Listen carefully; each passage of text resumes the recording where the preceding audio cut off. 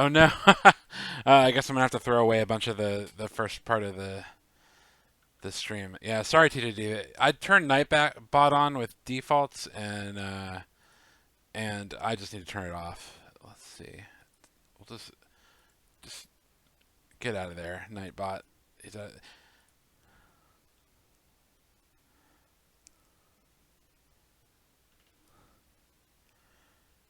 there we go. All right, man. Have a good day. Thank you for the giant raid. Let me go over what we're on Mod Night.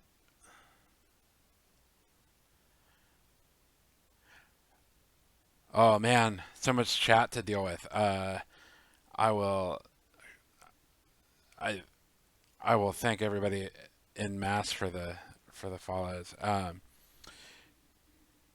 Cool. Yeah, what we're working on is an Atari 2600 emulator in Rust. Can you hear a dad joke, please? Yeah, I actually told this one at work earlier today. When somebody asked me a question. But let's say somebody here asked me a question, a yes or no question. Anybody, first one, I'll answer.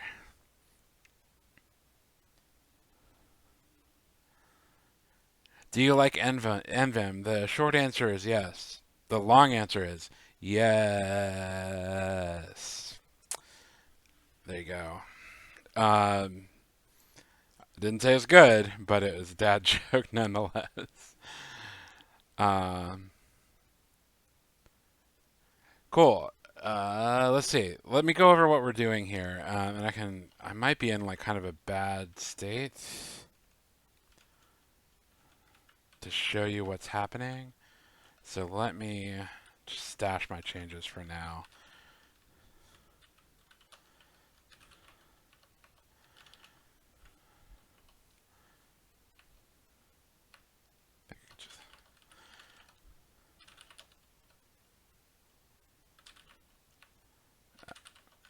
Let me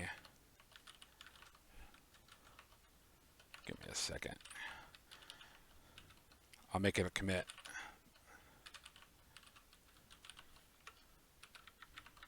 Okay, I'm working on an Atari 2600.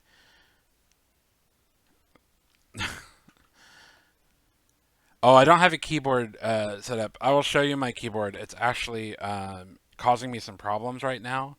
It is a ergonomic keyboard and it's helping my wrist a lot, but it makes me super slow. Um, yeah, that's it's so you'll see me like mistype stuff. My hands are just like in the wrong place a lot. Or I was doing something like weird where I was using the wrong fingers to push buttons. Um, and now I can't anymore. So it's gonna help me. But yeah, it's a Kinesis advantage too. I could not wait for the 360. That's uh, the 360 is exciting, and one day I will probably buy it because it looks so cool. But okay, I think I'm in a place where I can do this.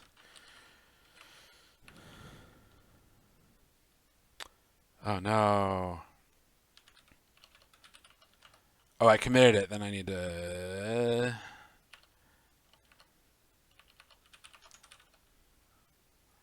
check out this one.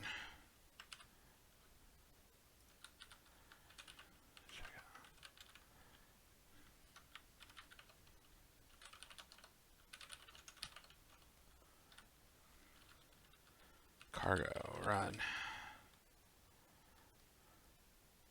Okay, that's not super exciting because it just shows you the next instruction I have to. Um, oh yeah, talking about the Kinesis some more. Gonna take time with Kinesis. Which Kinesis will let you trade it in? Yeah, I mean, I honestly will probably keep both. It looks like the 360 is like probably a really good travel keyboard. I don't really care so much about the split, like being able to move that stuff around, although maybe I will eventually. But uh, uh, I think that it looks like a good keyboard to like be able to pack away and take places, whereas this Kinesis Advantage 2 is like not. Um, but what was I gonna say? Oh yeah, so here's I don't have any graphics for it yet, but here is a printout of registers and stuff moving around as we evaluate instructions. You'll see eventually like uh, RAM and stuff starts being filled up. We got to the point where we were um, implementing jump subroutine. This is for the Atari 2600, and I've explained it a bunch of times, but the basic deal is that the Atari 2600. Let me pull. Sorry, let me get my bearings. This is the first time I've had more than like 10 people watching, so um, is where is it? Now I'm showing everything. Hold on. A better N64 emulator. I saw.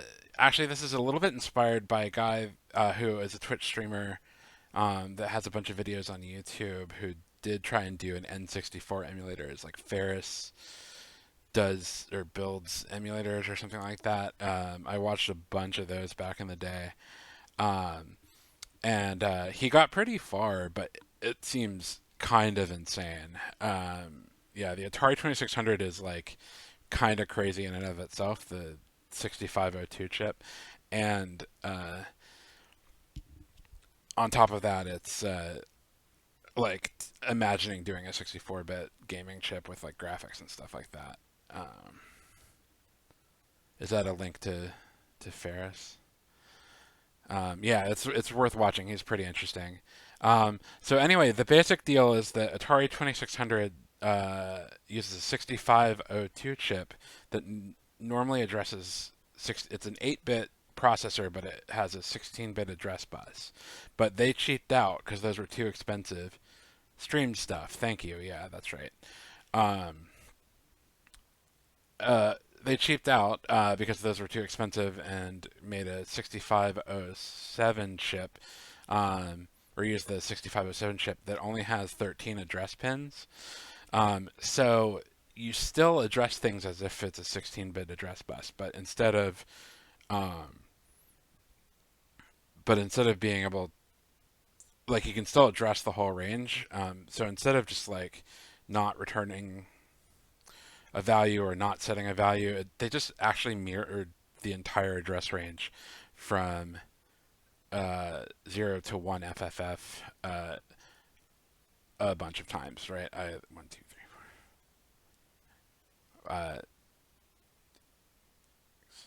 7 times. Yeah, I can count. I promise. Um, so basically, what I was getting to when I was going to do jump is that it does an absolute um, address jump. And let me actually just pull up this program that I wrote. Tic-tac-toe source. Tic-tac-toe.dasm. Um, so this is a tic-tac-toe game in Atari 2600 I built like 7 years ago. Um, and the important thing to note is not variables. Where are we? Is that by convention, the programs uh, are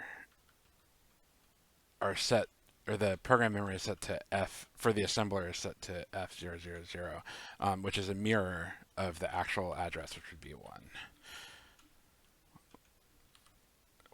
Right. So, um, and when we go to jump X, let's see, or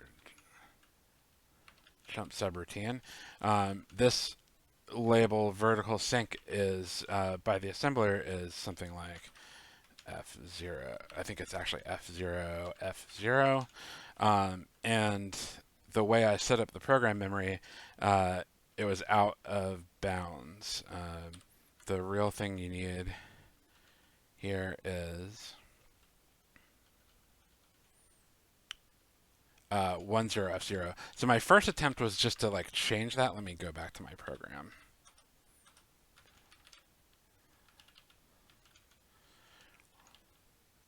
Was actually just to like change the program counter to like lop off those top 4 bits and then replace it with a one. But that's not actually like a good idea for the Atari 2600. You really like people like for instance, like people organize their code by convention to be at the end of the address range, even though it's like officially in the one that second 4K. Um, but and there's like the PC and stack pointer and all that. Actually, the stack pointer is only 8 bits, but all these are like readable and addressable and writable, and so like I don't want to go changing. Um, I don't want to go changing what how all that works. So what I'm going to do instead is I'm going to implement index and index mute with like for a memory map object that'll just sort of take into account this this idea of memory mirroring. So in fact, somebody made up a really like handy sort of text file um, where they show like all of the addresses and where they're mirrored. So this is a little dense, but it's not too hard. You can see ROM addresses um, and ROM address like relative address 000 to FFF, but it's actually physically 1000 to 1FFF. Um, yeah, I'm on Windows subsystem for Linux. Yeah, I know.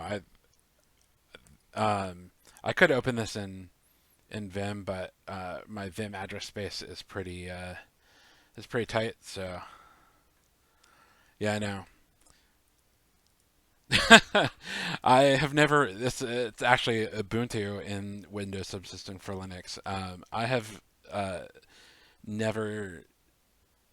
I've never really messed too much with distros.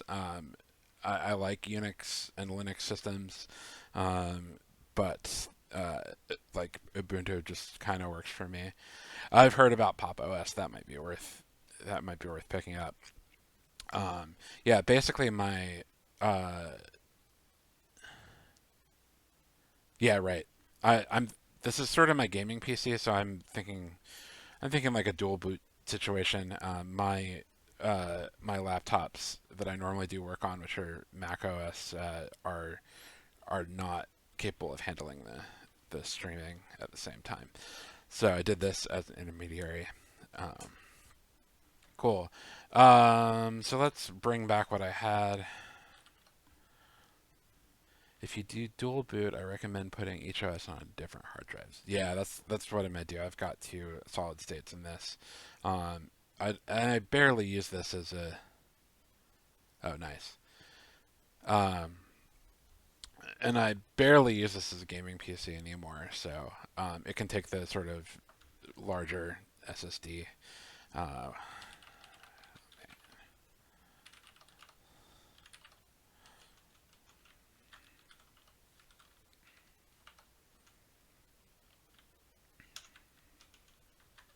all right, so I was actually just pulling this my representation of the chip out into another file and seeing what broke.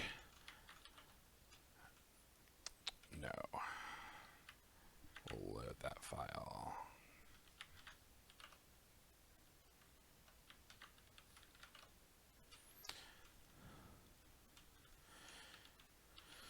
All right, I should see a bunch of errors mostly about.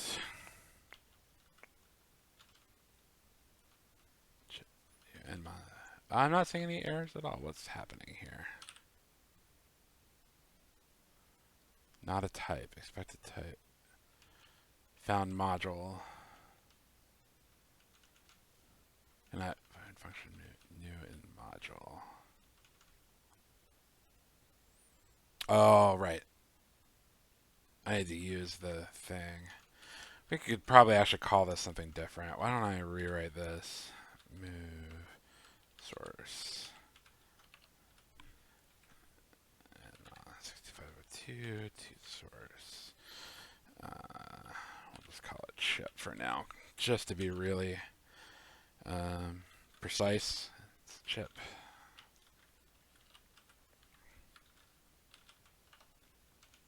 Cool. So we'll do mod chip and then use chip.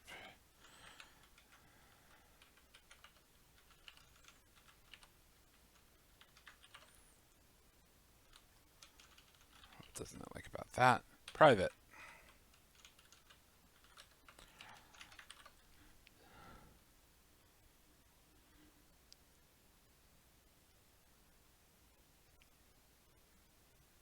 Yeah, I'm sort of not a big gamer anymore, and I have a PS5, so I definitely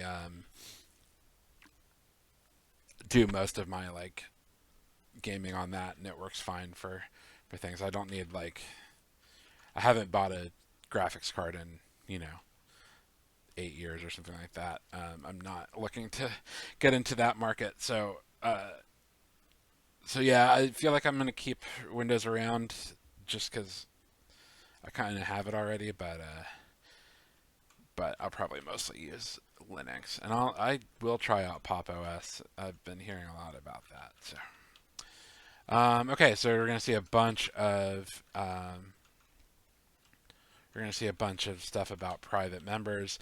This is because like we're still kind of doing a bunch of internals with the chip in the main thread, but I don't want to get too much into refactoring that yet.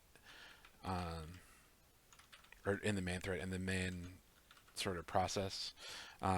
That'll move out eventually, but for now, we'll just kind of make everything public that needs to be public.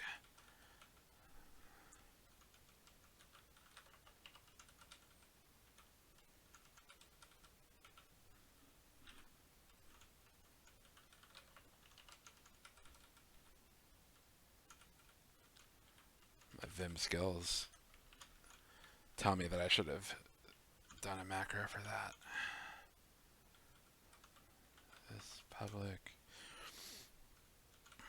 and this is public.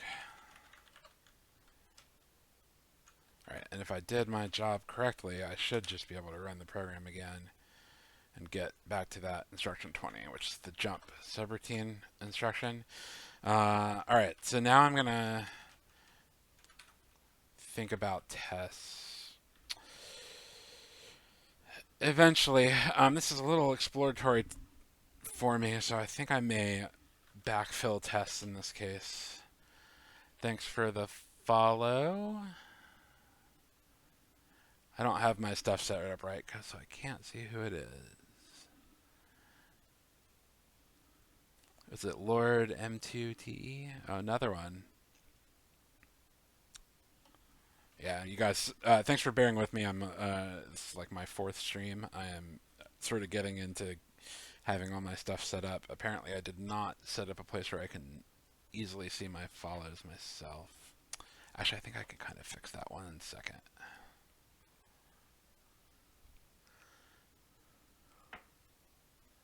Oh, thanks. I appreciate it, Sushi. Okay, now I have like the chat and my OBS set up, so I can. Sorry for the pause. Cool. Yeah. So I'm thinking like we just have a struct for the memory map. We don't even. Do we need it to be? We probably need it to be public struct. Actually, I'll just start without it. Don't make any assumptions. So map.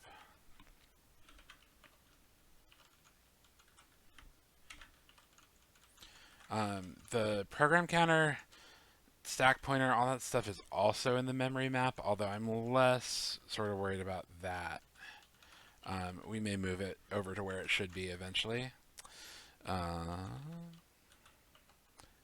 format just keeps undoing what I do. So in fact, we should just have, for now, memory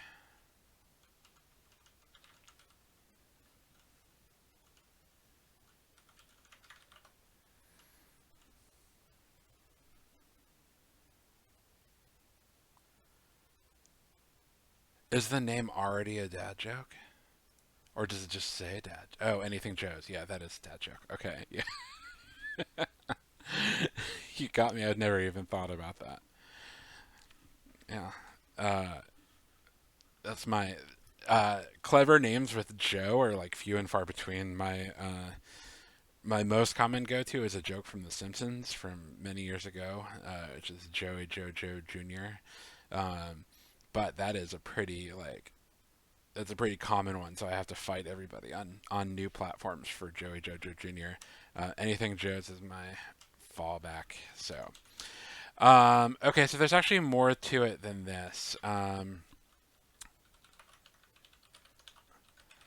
We'll just kind of go do it as we go. So this is OX 80. Let me verify that.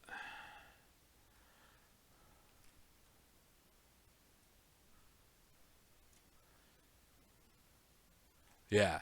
The Riot is the input output sort of chip, which has a bunch of pins, but it also has the onboard memory for the Atari 2600. Um,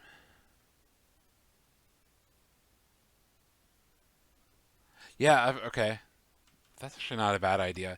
I was debating like whether I should have a bunch of comments here anyway, um, but I think you're right. Will they even show up in docs if they're on members? Um, okay.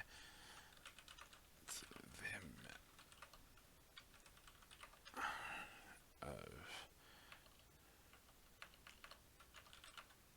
600,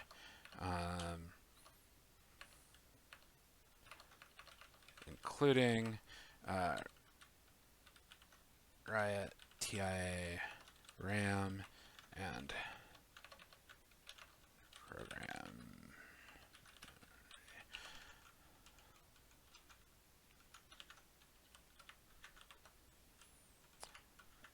Oh, it's not going to do that automatically. Okay.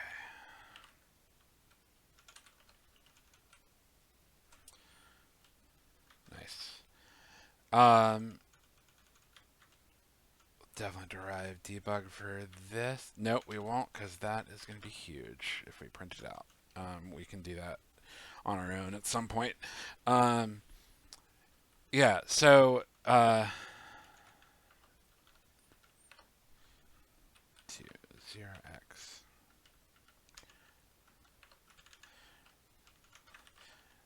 Fun fact is the 128 bytes of memory is shared with the stack, which grows downwards from the top here.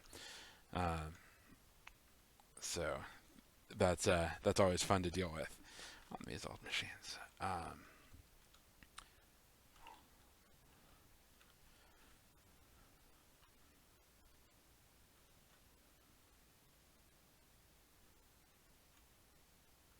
Oh, cargo will break it up into two lines. Okay, cool. Thank you.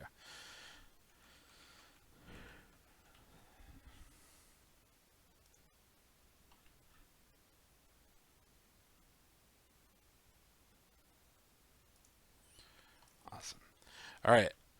Okay. Let me take a look at that handy dandy notepad sheet.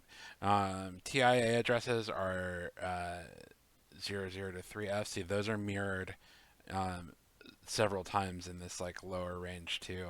Um, I'm not going to worry about that too much. I'm just going to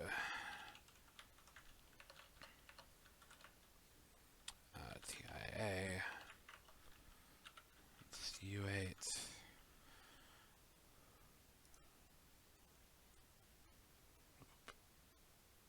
Moving stuff around. And that's to 3F, which is. Oh boy, I'm going to need my math skills here. 4 zeros. What is it? 16 times 4, 32, 64 bytes? Does that seem right? Somebody check me.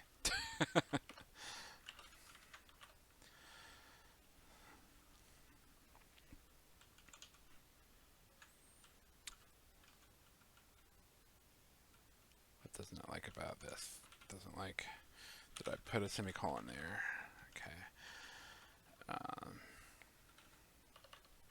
Let's take a look at our handy dandy notebook. So the TI addresses are mirrored down another.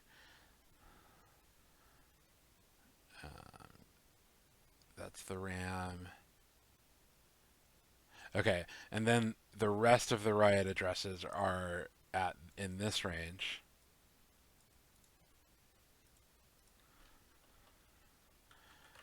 And those are the pins for input, output, like the joystick and audio and stuff like that.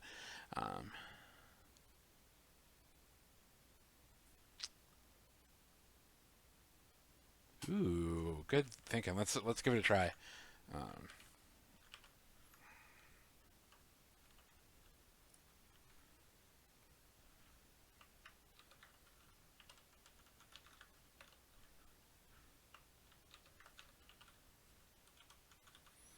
so this will be that'll be nice to read too.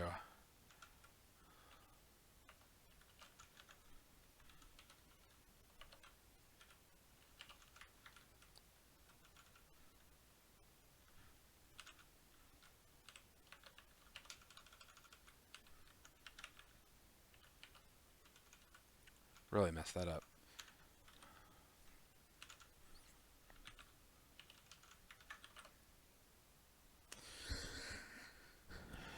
Evaluation of constant value failed.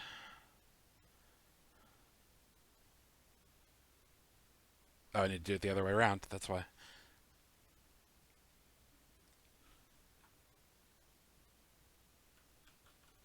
It actually seems like it.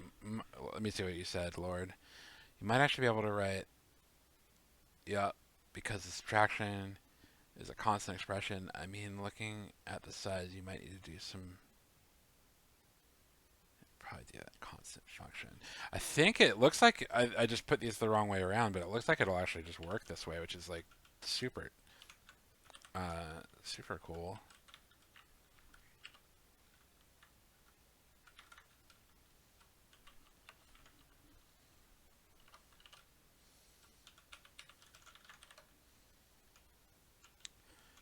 Oh yeah, that's a really good tip. And then I don't like have to worry about the range. So I can actually just do yank.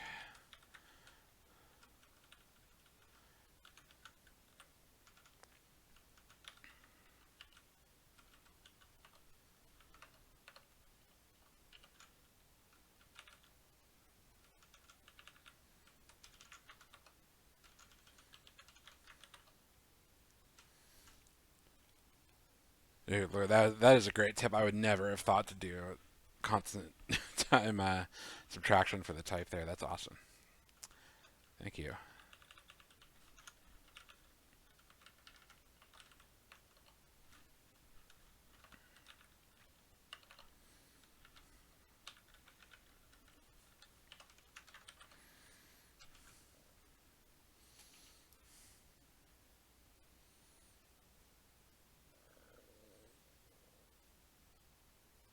Yeah, I feel like either way might be nice. I do think you're right that that might be a little bit nicer. Let me think about that. I'll leave them for now with a to do.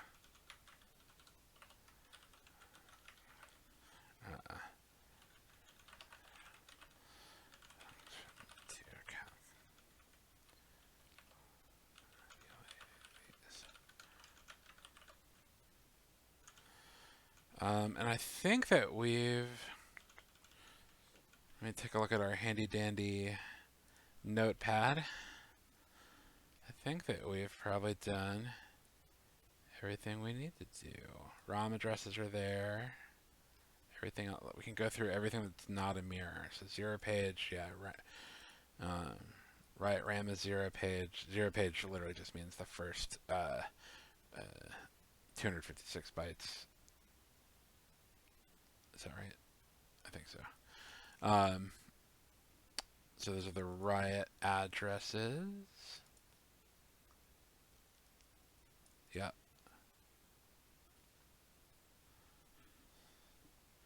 ROM addresses. Everything else is mirrored, right? So we're gonna have to figure out that's gonna be where the logic today comes in. So instead of memory program here, let's have a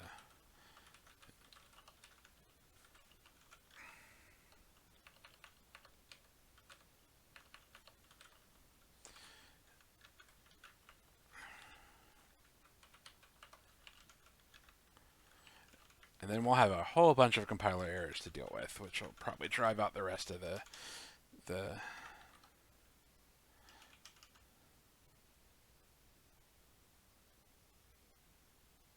it wants debug because I still have debug here. Debug is kind of useless. I'm actually going to remove it because of these giant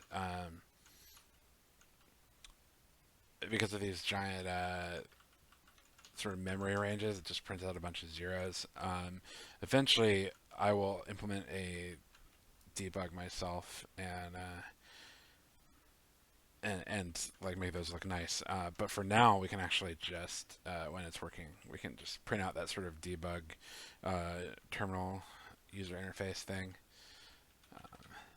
So this says missing fields mmap. So we don't have memory anymore. We do memory map. I'm wondering, since it's supposed to be all zero initialized, if we can derive. It might not like know how to do default for those U8.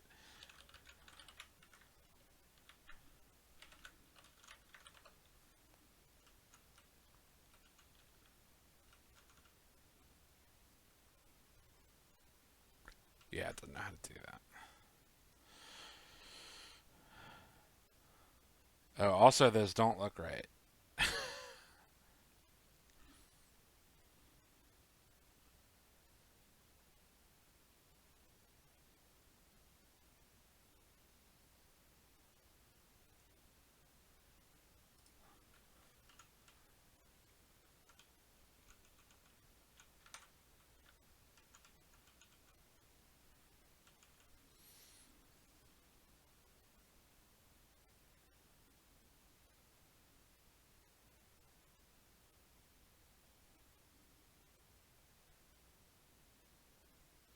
Yeah, that's definitely in the future, Lord. Yeah, thank you for the tip. Yeah, just putting the memory map like a big data structure like that into a box so that it's not sort of moved around is definitely a good idea. Oh, no, these are right. I don't know why I was looking at that. These are correct. So U8 496 default is not satisfied. So I can't derive default from here. So why don't I just for now just enable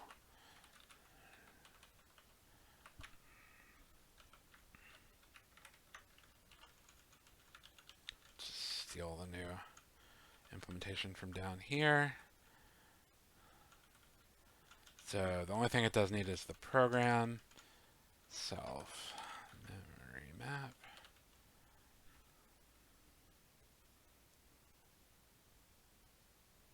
Yeah, I think I will manually need to implement default if I want to do that, but for now I can probably just do this. Actually, can't we do this? Doesn't have any of this stuff. What else does it want? Yeah, it wants a bunch of other stuff too. So it's like the TIA, which is a U8 64.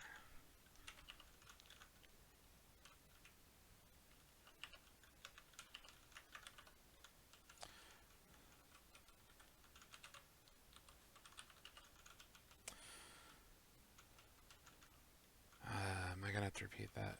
Can I do const like right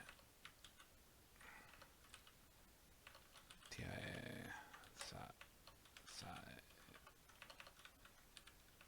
Boy. 64. Probably doesn't missing type for const items, so that can be use size.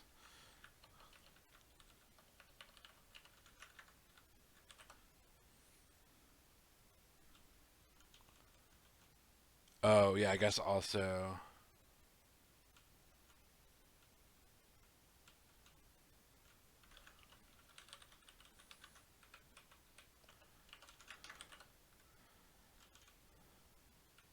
So this works, right? So I can just do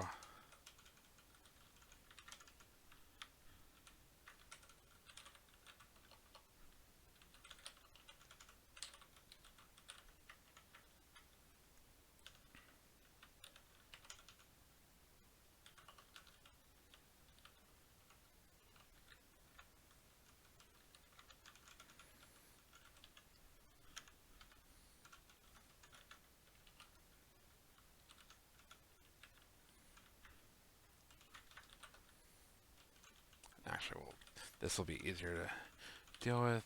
That is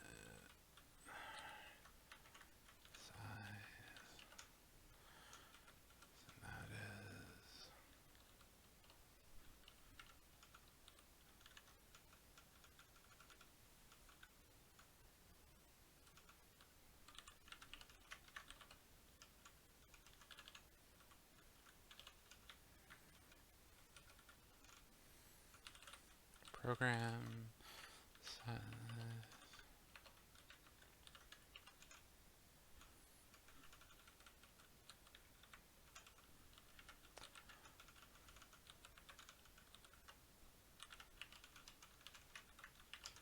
So then I should be able to replace all of these.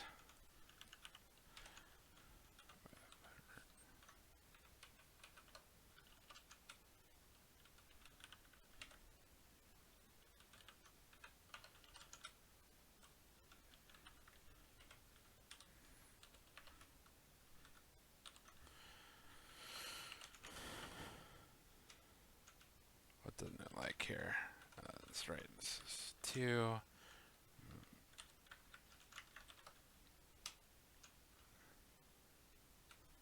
It's like,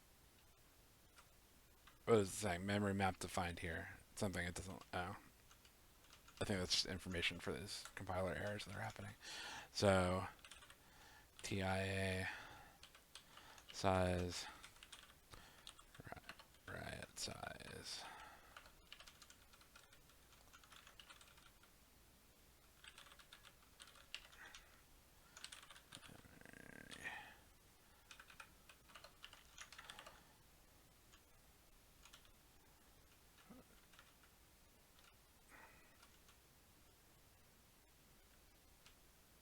Did not like about this. Oh, right. This needs to be.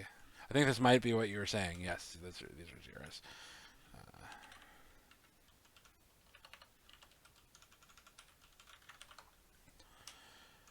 Awesome. What is it saying?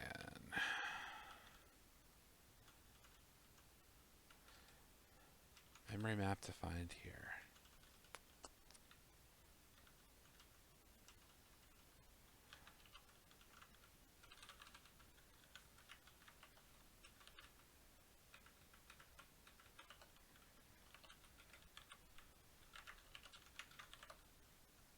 Needs a program, doesn't it? It will.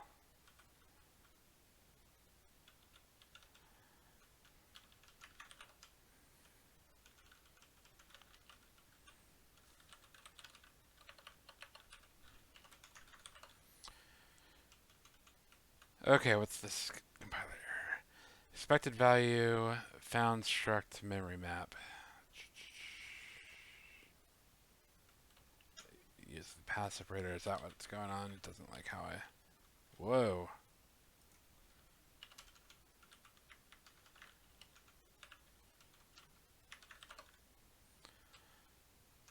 Okay. And then it's saying, what's up with this program? So I think we have this structure in place for the time being. Before we implement index, we can go fix all of our compiler errors and make sure that we have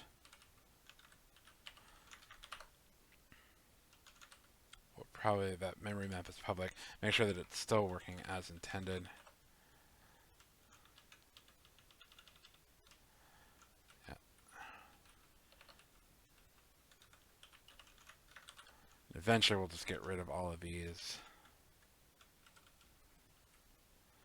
and make the memory map itself indexable.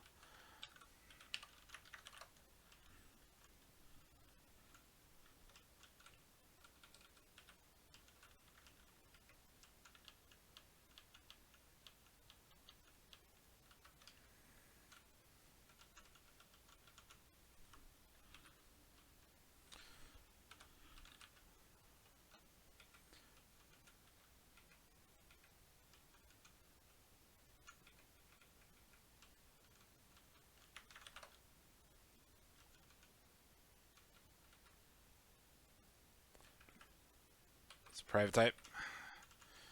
That's what I expected. Um,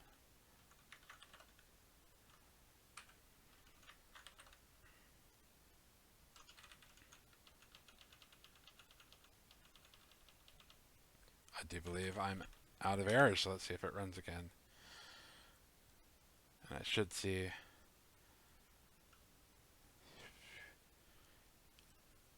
index is out of bounds at 176, which is not what I expected. So I think I made the memory bigger than it like actually was. So I may have to actually deal with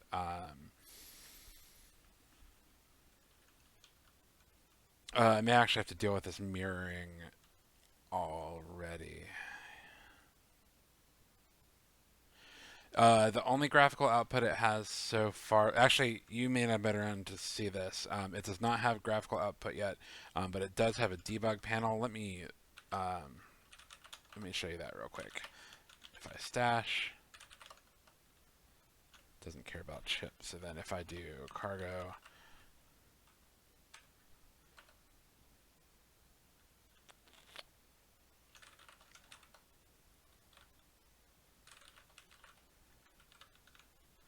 forgot I had some.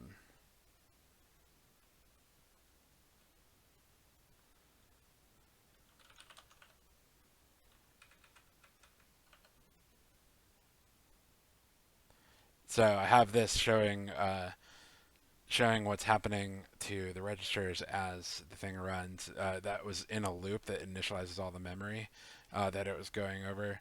It's super slow right now, just so I can see what's happening. But I'll show that one more time. Uh, right now, it's looping over uh, all of the RAM and memory mapped hardware, um, and setting everything to 0. Um, cool.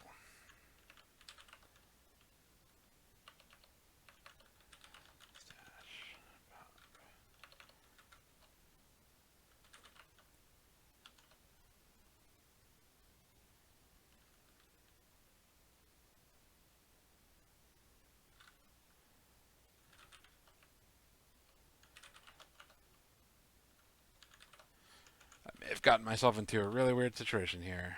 Um,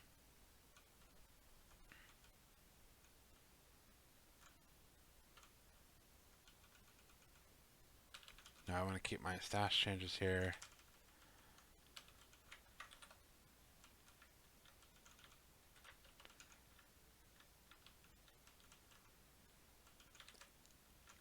Somehow I got rid of moving all of this stuff.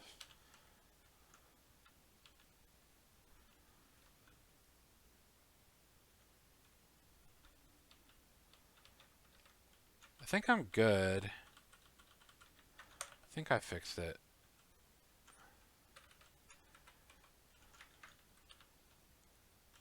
Yeah, let me...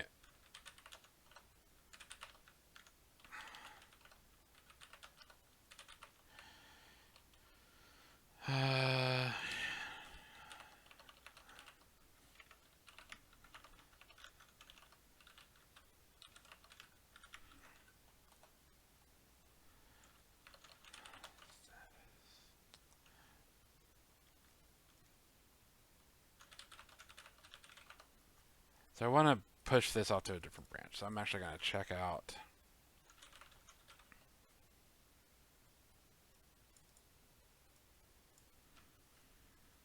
because I'm in a detached head, so it's gonna. Uh,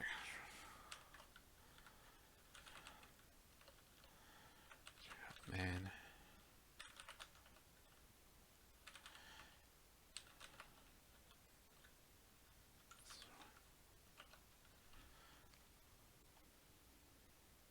yeah, I'm gonna go back.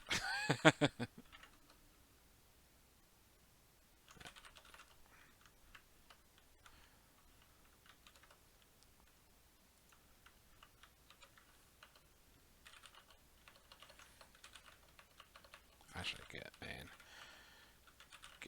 reset.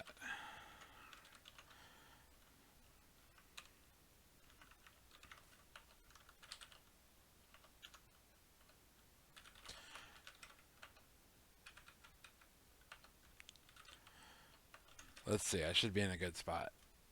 Yep. I think I'm good. Cool. Yeah.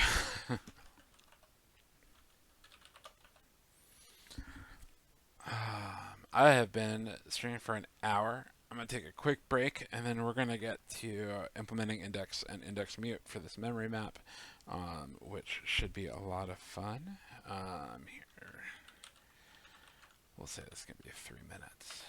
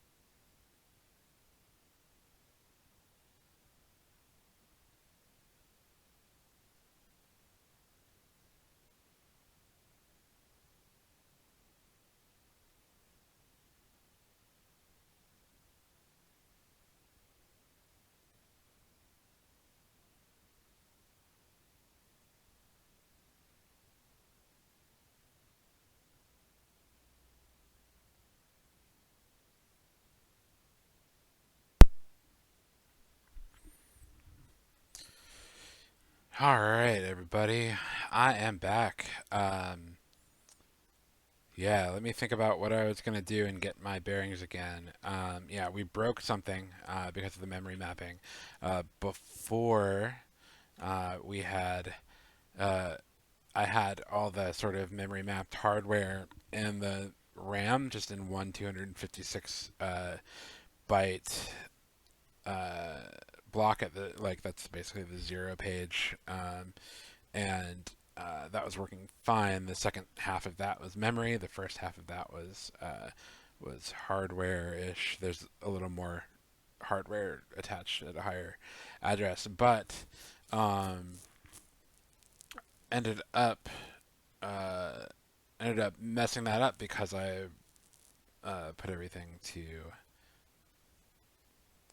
I put the memory is 127 or 28 bytes as it actually is, and it's trying to address the upper range, which doesn't exist, so it's out of range.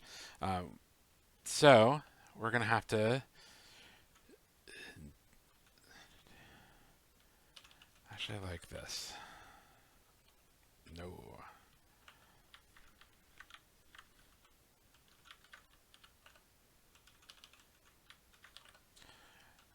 Yeah, thank you.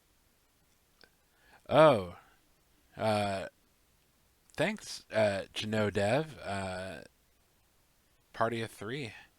Yeah, that's normally me, but I got a pretty big raid a little bit earlier. We got a couple folks still in the chat. Am I?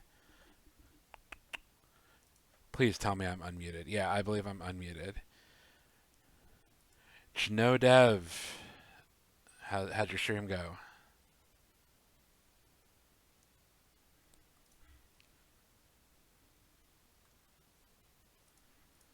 Cool. Yeah, let's keep going. For those folks who just showed up, we are implementing an Atari 2600 in Rust, an emulator. We have been sort of refactoring uh, things to have a realistic memory map. The Atari 2600 is a strange beast. They cut a bunch of corners into the 6502 chip. Normally has a 16-bit address bus, but the Atari 2600 uses 6507, which has a 13-bit address bus. You still address it with 16 bits, but all of those, that entire 8K, which is the most it can actually address, is repeated a bunch of times. And basically, what we're doing is implementing index in Rust so we can treat the memory map as if it were actually repeated, like it was on the Atari 2600. So I'm going to pull up the documentation real quick of index and index mute. It's pretty straightforward. This is implemented by pretty much all of the. This is implemented by slice, vector, all that stuff, ranges, so that you can index into them. And basically, for index, all you have to do is implement the index. I think you need to tell it what the output is. That makes sense. It should be straightforward for us. And then index mute is like this, and we're actually just going to steal these and change them for our purposes.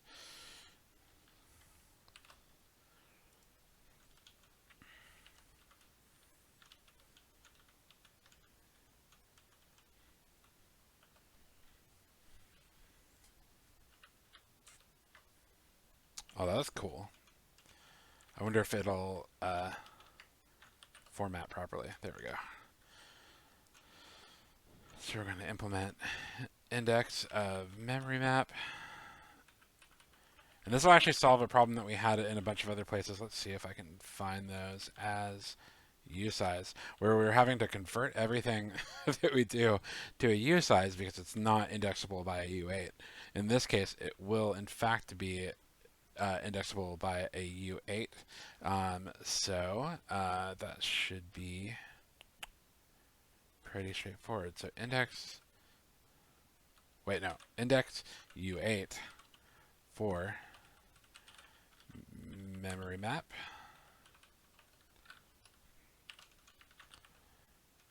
The output is also going to be U8. So index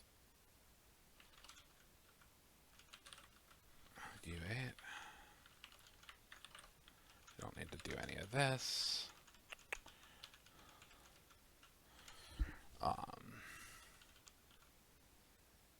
All right, we're going to need to import index. Let me see. use standard ops index. We're going to need index mute too, but I think, let's see if we can get it to auto import index mute when we get to it. Output is going to be, right now we'll just make it return the index, which is not the implementation, but we want to get it to compile. What doesn't it like here?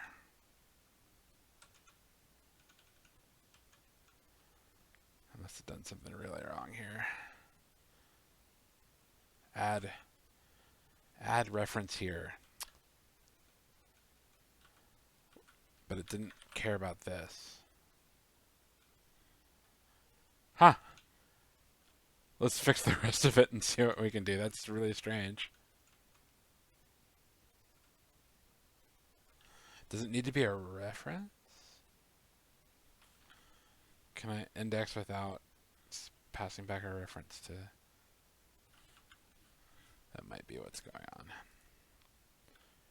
Which is fine. I think we're dereferencing stuff anyway. Yeah, okay, so it needs a reference. I don't know why it doesn't fail horribly here, but it's just probably the path that we're on. So if we do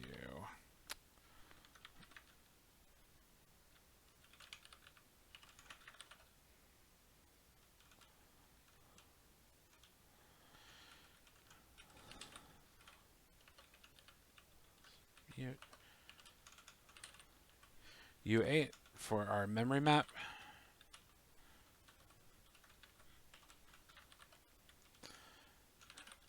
So U8.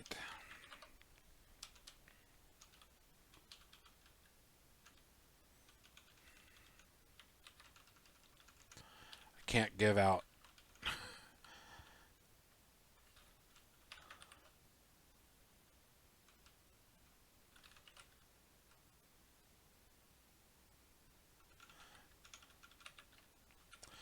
Expected immutable reference to a U8. I don't know that I can give that out easily. Can I? We'll just give it 0 for now. See if we can get it to compile. Yeah, kind of.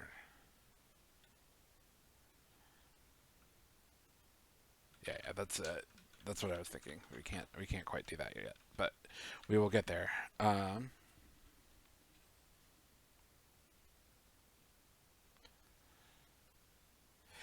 Yeah, I thought about that too, Lord. I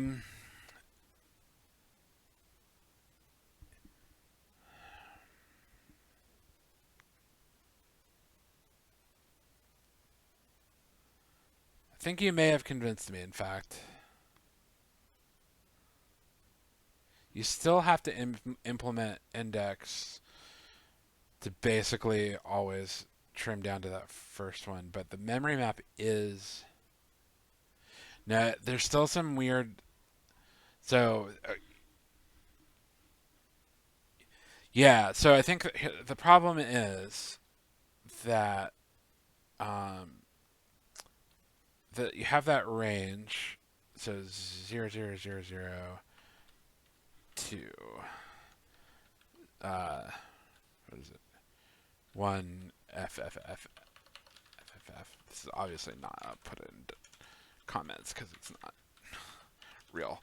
That is repeated over and over again. But within that range, and we can pull up the text file, thing like, especially in the memory mapped like Riot stuff, things are mapped like multiple times. So for instance, the TIA addresses, which are the first, I figured out the math there at one point. 64, I believe. Yeah. Yeah, I think that's right. They're mirrored again, right? And then the riot RAM is here on the 0 page, but it's also sort of mirrored again here and here and here. It's, mirrored multiple times before you even get to the ROM addresses. Then everything is mapped over and over again. But there's this like sort of interior. Um, I keep saying mapped. I think I'm confusing my words. Mirrors. Yeah, I think mirrors. Um, the internal mirrors that I think complicate the idea. Yeah, yeah. Um, I like the idea, but I'd have to like mess with. I'd have to do an array and mess with indexing and implement some stuff. Yeah, this is like a tension between like making it look like a real chip and like making it convenient to program. Cool. So that's actually, since this isn't gonna work for now, we can comment this out while we work on the other part of it.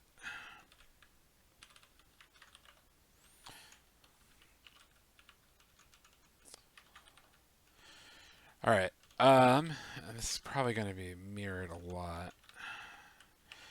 The cool thing is that I think we can do a match pattern, and then like the default, I think, for indexing into it is going to be 0. So we can always just return a U8 here, and it wants a reference. Is that going to be a problem?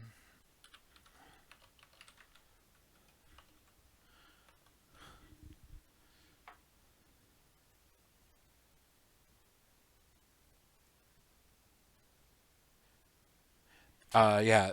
So Lord says it feels like it might be reasonably easy to use some bitwise manipulations to map the arrays because I'm guessing that real hardware does this by just ignoring a bit and always setting it to 0. Yeah. They have. There's a pretty long description about how all that works. Since it has 13 address pins, here like this guy like did a big write up of like the write only has 7 address pins, so like some are just like not connected in there, and so I'm pretty sure that is how it works. Yeah. Um, see what we can get working for now, though. So,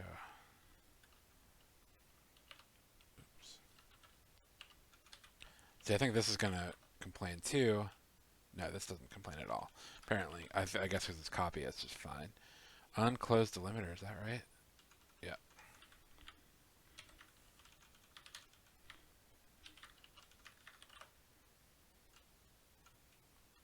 Okay.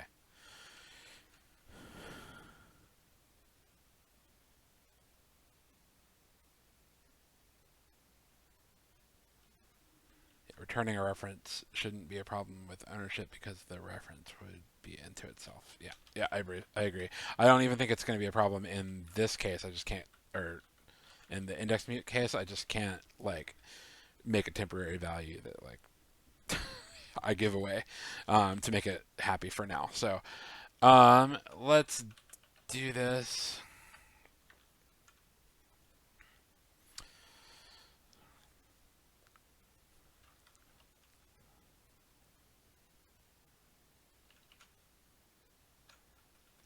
It doesn't even actually work for U8.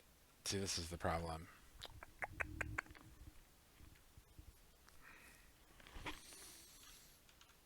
So I either need to take a U16 because it's 16-bit addressing, or I need to take 2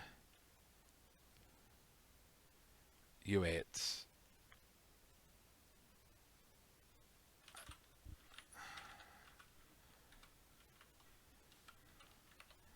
Speaking of ergonomics, that's super not nice.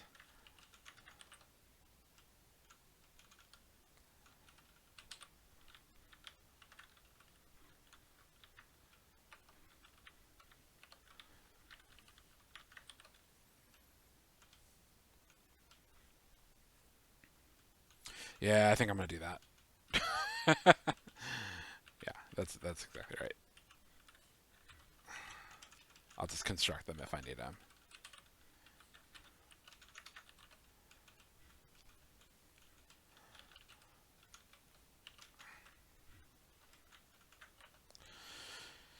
All right. So we can do.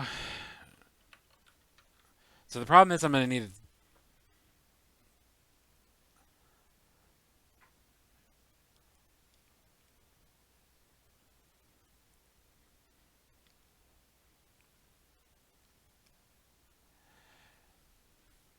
So let's see. Let's just write some comments that'll help here. So we'll do the program counter for now. And I did this on the last stream, but I didn't like exactly how I did it. So we have our program set to address. Let's see. We'll use the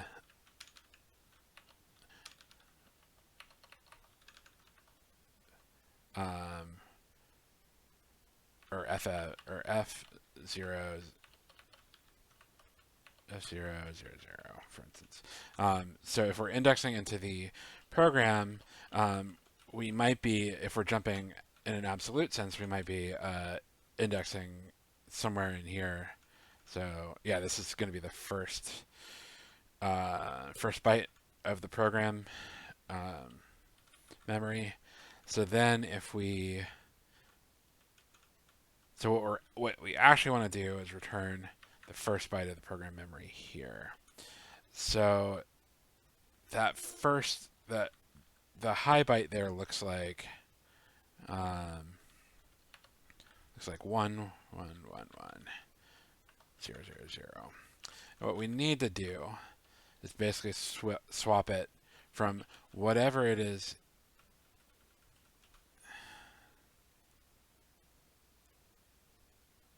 Do I have something wrong here? Yeah.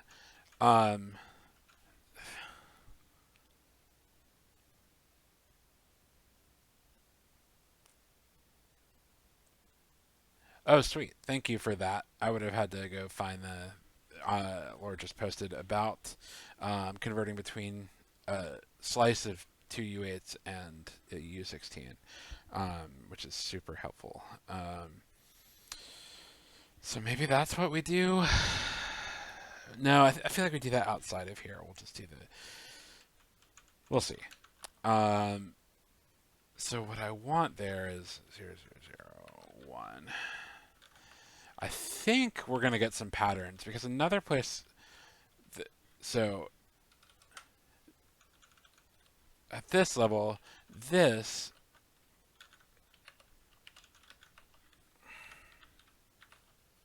is like hardware IO RAM.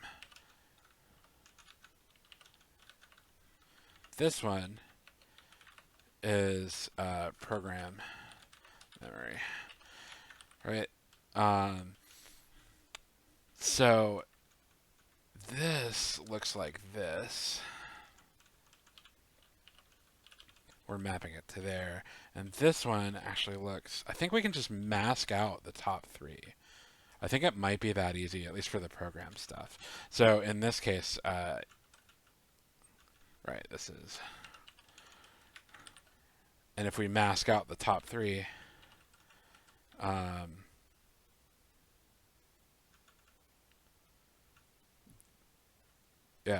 So if we mask out the top three, then this will go where it should, which is like the lower hardware I/O and RAM, and this will go where it should into the program memory. So for the another, well, let's just test our assumption with another mirror. So how about D, right, which is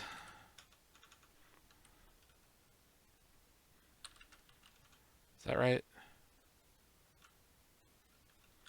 Wait, let me 0 or E, yeah, D. And so then if we mask out the top 3 bytes, that's fine. Yeah, so I think that works. I think the complication is when we get into the mirrors, like deeper in that first bit of memory. But I don't think that'll be too bad.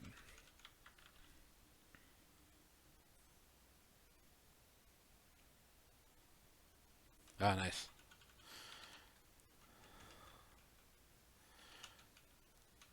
So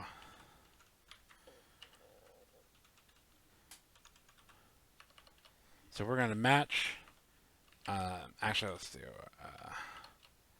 let masked index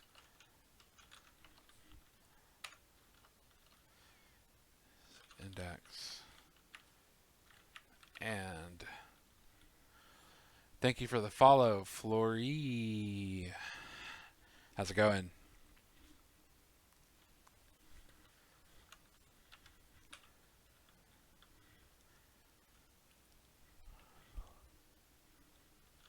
Uh, yeah, okay, so back to this. So I could do a one. Oh, actually, why don't I do binary so it's explicit, at least for me to remember what the heck is happening. So we're gonna mask out the first three. And we're gonna, nope, nope, nope, other way. One, and one.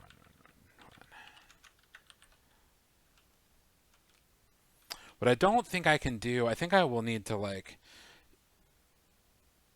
I think I'll need to like shift it to, um, so I'm just looking at this like one high byte. Unless Rust has a way to like match on the interiors of uh hello, man, you guys are like really testing me with this. The gas Moran. That's how it's that's source code pro. That's my font. Um, that's one of those things where somebody suggested a nice monospaced font for me, and then I have never looked back. Marcus Vargas Moran. Cool. How's it going? Um, yeah, we're working on an Atari 2600 emulator, and right now we are dealing with the sort of intricacies of how to from Chile. Nice. Chile. Chile is like it's not Peru, but it's the other one. It's the one that looks like a chili pepper, right? Like down the west coast of South America. My geography is very rusty. I think of mountains, but maybe that's not fair. I think mountains, but maybe that's Peru that's full of mountains. Um, yeah. Anyway, okay. Um, the commie country. I don't know anything about. Oh, Germany. Ich spreche. Oh no. Ich spreche ein bisschen Deutsch.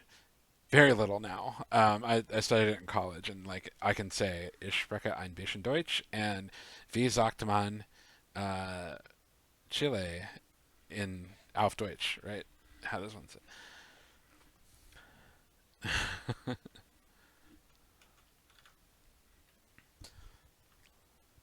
Cool. Yeah, I do think I actually need to like top byte.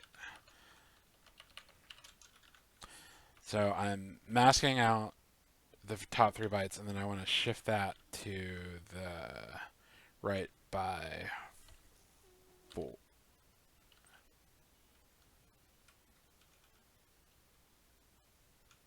No, I don't have to.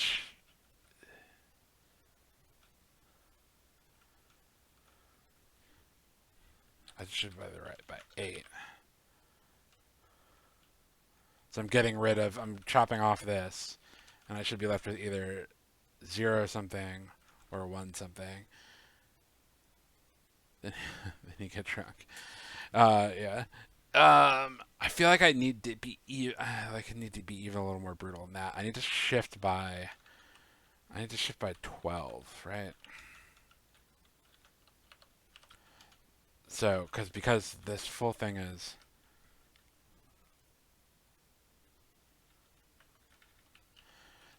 So the full address is 16 bits. So if I shift 8, then that cuts off here, right? Oop.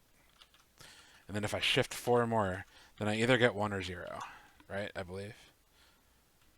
Check my math there. So if I get if I it's not top byte, it's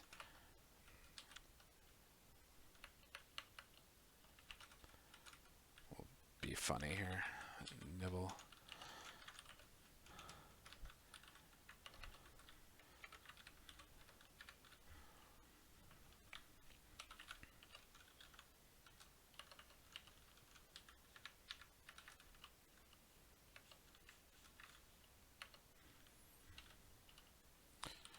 Eventually, I'll hit that curly brace. On the Kinesis, the curly brace is like in a really strange space compared to the rest of or compared to other keyboards. So it's taking a little while to get used to.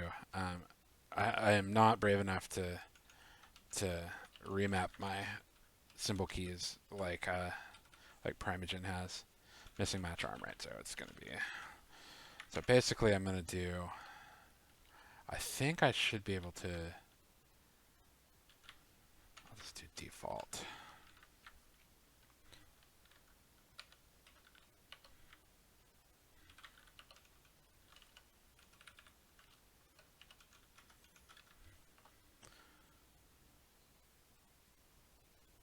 Yeah, that is, but then I'm going to do something with the rest of the instruction, right?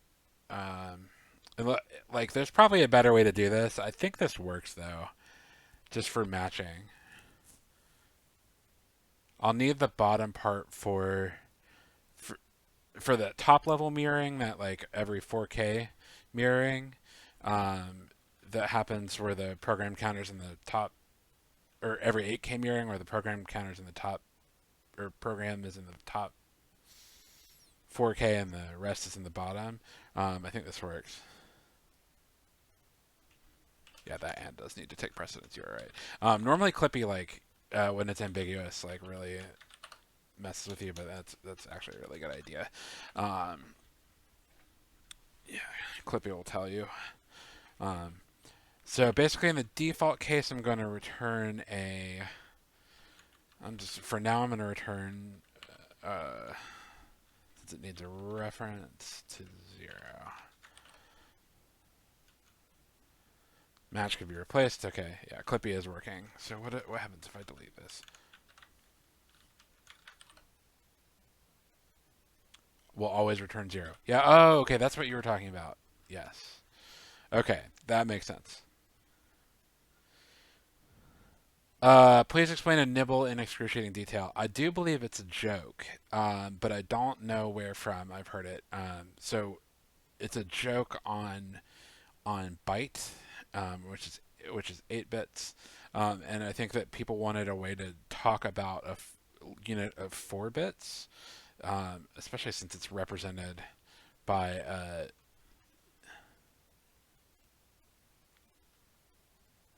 byte is. Let me half a byte. Yeah, so it's like a little byte. Yep, yep, that's exactly right. Uh, so if it matches 1, then we're going to index into the program counter.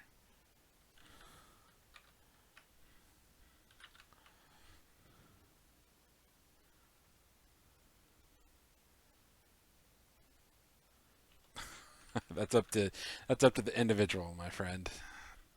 That is a very personal preference. Um, exactly. Um, cool. So,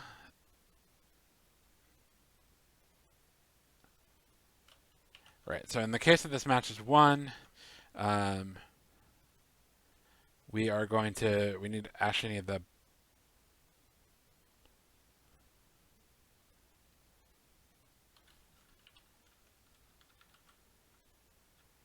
We can actually just take the bottom 4.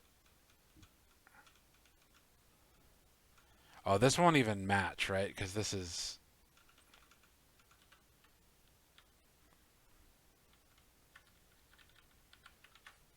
a 16-bit byte number. I mean, it would have worked, but all right.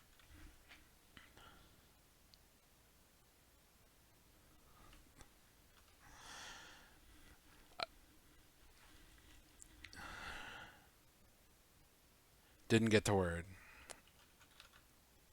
That feels like a dad joke. Yeah. Okay.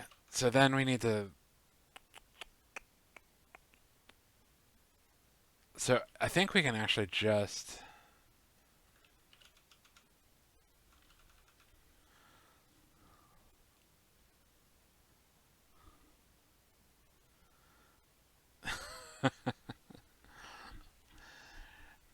Let me think about this. So I need everything after here. So I think I can actually just mask out the top. Does that make sense? Program memory. Yeah, I believe so. So then I have index.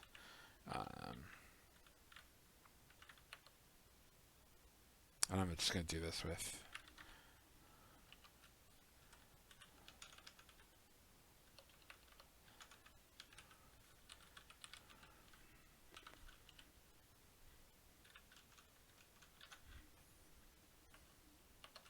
Probably going to need to do. Whoop. That's a case of my fingers being on the wrong keys. Um,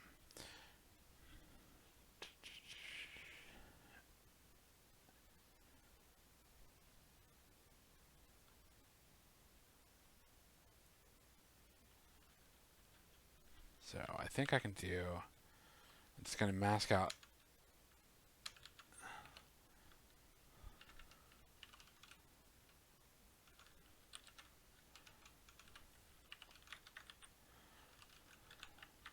This is where I should have written some tests. Now I'm going to need to go write some. But we'll see if we can get it working well enough. Cannot be implemented indexed by U16.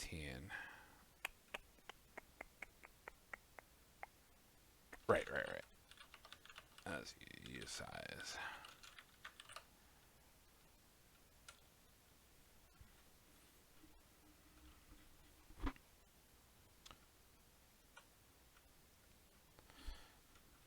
So expected. So just need to borrow that, I guess. Okay.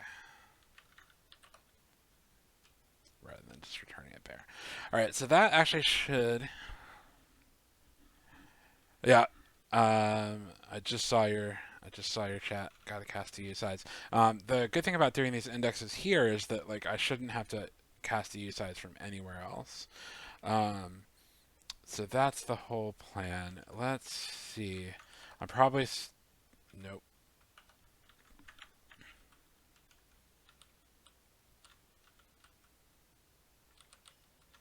Let's see what this looks like.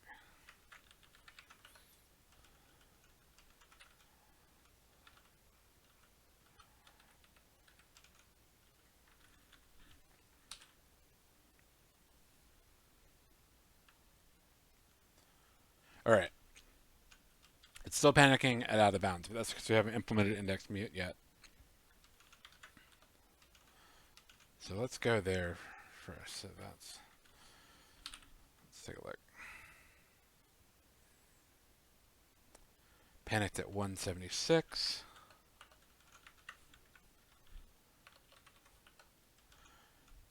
Right, because it's trying to do that memory. So we're.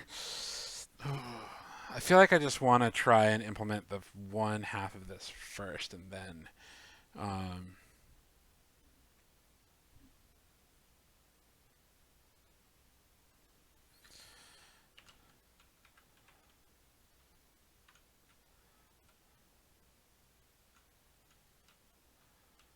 Yeah, so I'm gonna have to like nest match statements, which I don't love.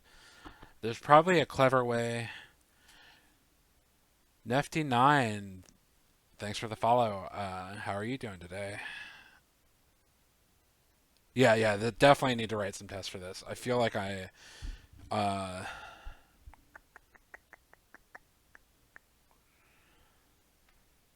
feel like I need to figure that out sooner than later.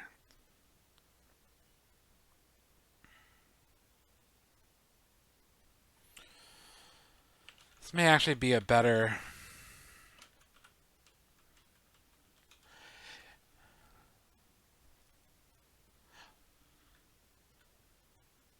Yeah, you know what? Let's do it. I'm gonna get lost in the sauce here before too long. So mod test. Let's make sure our test gets set up.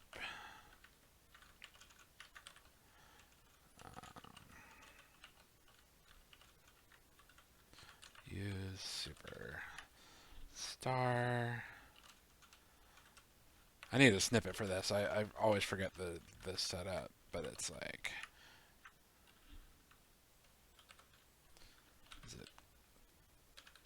is it config test? Does anybody remember off the top of their head? Or I can go look it up. Looks like it might be.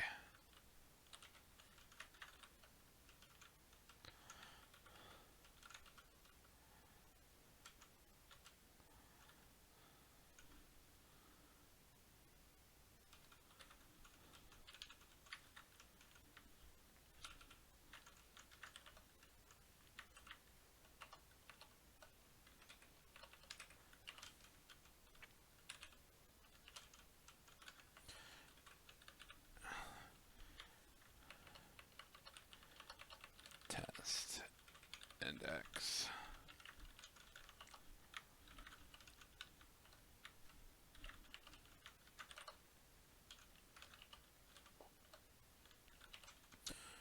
We'll need a program.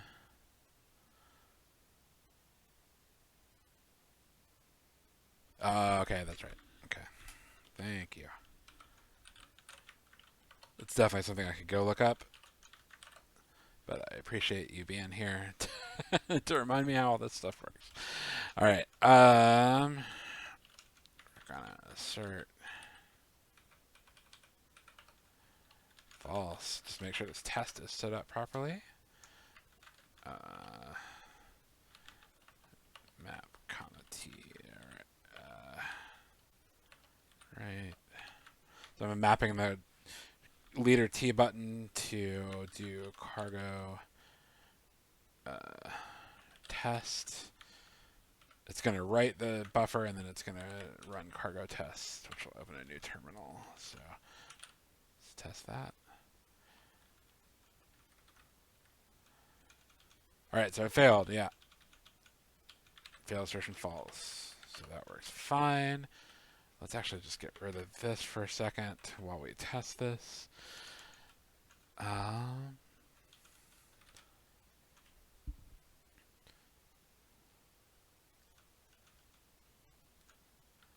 Let's get rid of index mute while we're not using it, so we can clean up our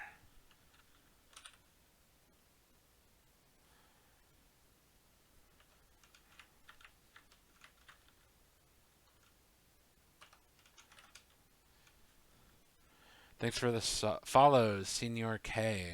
Senior K, how are you doing?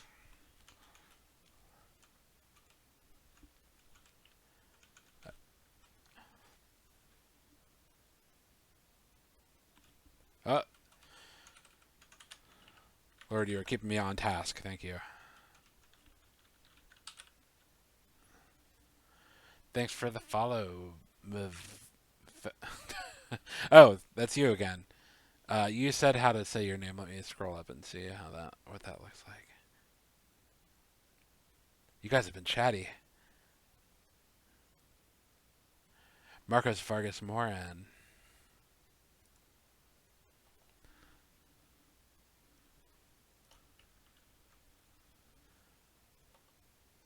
Vargas, it's okay. Oh, did I do it wrong? Sorry about that. Okay. So we're going to, we're going to need to make a program because actually we can just do this one thing at a time. We'll just do let mmap memory dot new, which won't compile. I keep nuking my curly braces. I don't know how. Yep, okay, so we need a program here.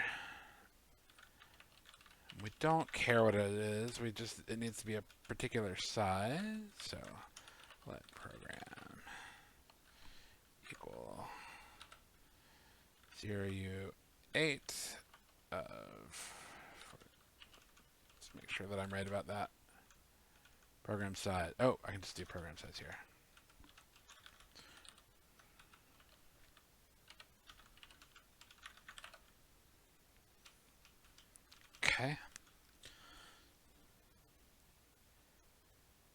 I am almost certainly doing that. Yeah, my Vim like flow is so off with this keyboard. I like just trust that it'll help my wrists and that and that flow will come back. But it's been like 2 weeks and it's like getting better, but it's still pretty rough.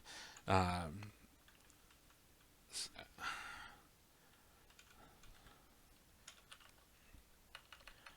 so actually, a fun thing to do will be to fill this up with like ones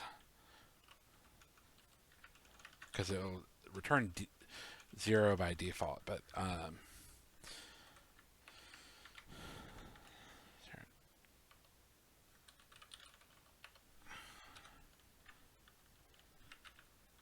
so if I do FO, this is sort of my base case here.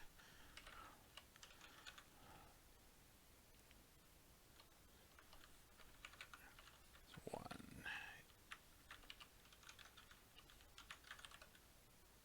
Does it compile? It needs to be the macro. I use normal QWERTY right now. I changed my keyboard first. Layout comes next. I think that I might try. Somebody made a layout with QWERTY that has the symbols where the numbers are. I may try that first because my main problem is that my right wrist is like moving around for symbols like constantly, and my right hand's the one that hurts me the most. So I think if I can get the symbols on the number keys, that might fix it. Oh, yeah, thank you.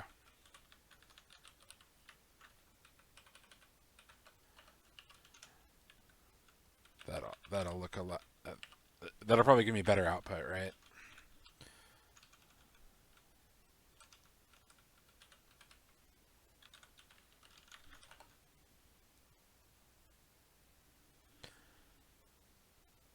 Moonlander keyboard. We're gonna find that. I think I've seen it before. We're gonna find that on stream and look at it.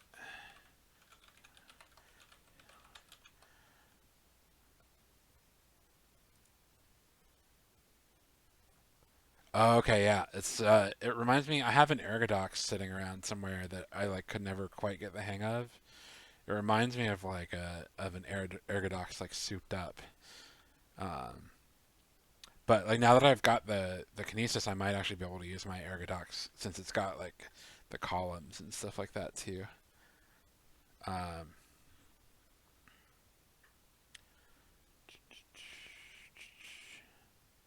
yeah, that's cool. If you ever, oh man, um, Reddit Ergo Mech keyboards. There's some wild stuff. Yeah, I agree. I think the Kinesis is really well done. There are some like crazy home builds though. Let's see if we can find them. Oh, that's just keyboard art. These aren't even the craziest. Maybe I need to go to all time. I mean, people do some crazy stuff. Yeah, I think I need to go to all time.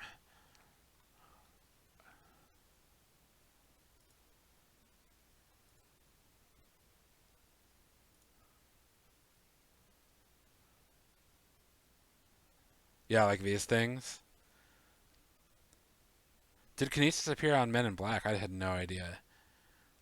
Uh, like these like really minimal like thumb cluster keyboards that are wild. This guy has like a squeeze box style. This is a joke, I think. Um, somebody did like one of these, like where the different like directions your fingers can go can do different stuff. There's people talking about like corded keyboards and stuff. Yeah. Anyway, I don't mean to talk too much about keyboards. I'd like to get back to what I am doing, but I this is the Kinesis is as far down the rabbit hole as I go. Like I just don't want to do that, but it's really cool that other people do. Yeah, like this one looks like candy. Just can't. I just can't believe that people do that. I mean, I do because people do anything. But all right, so we got a test here. Let's see what happens. I think it should fail. Index out of bounds length is 4096, but index is 61440. That's exactly what we expect to happen in that case. So let's go ahead and fix that test. Wait, that is not what we expect to happen. What did I do wrong here?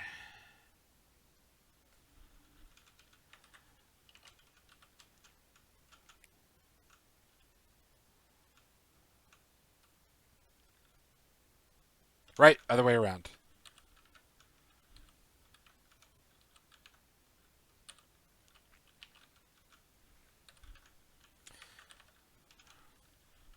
Right, so I was masking out everything but the top byte, and I want to mask out the top byte instead, or the top nibble. Um,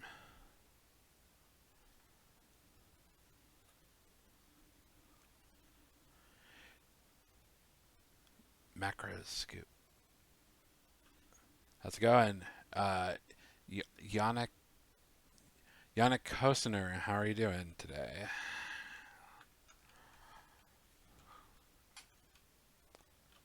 What did I do here?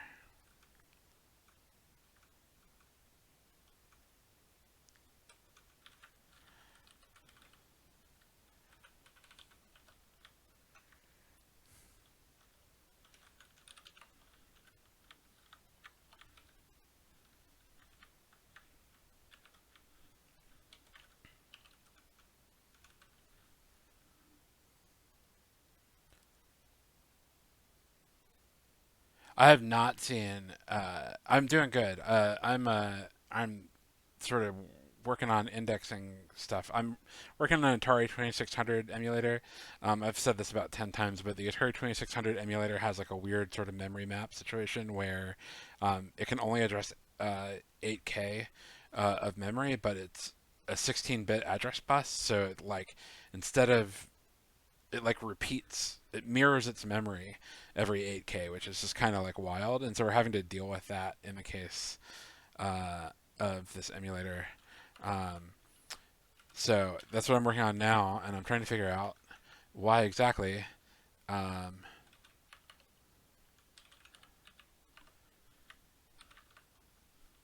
this mask isn't working the way I expected, which is probably just because I'm rusty with my binary stuff. No, I have not seen that test runner. Have I did a lot of work in Rust. Um,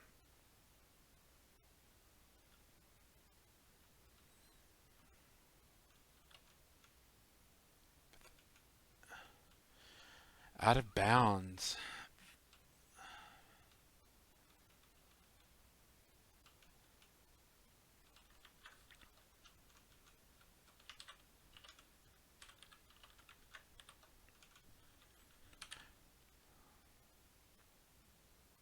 Can I not do this with the test? Do I need to like?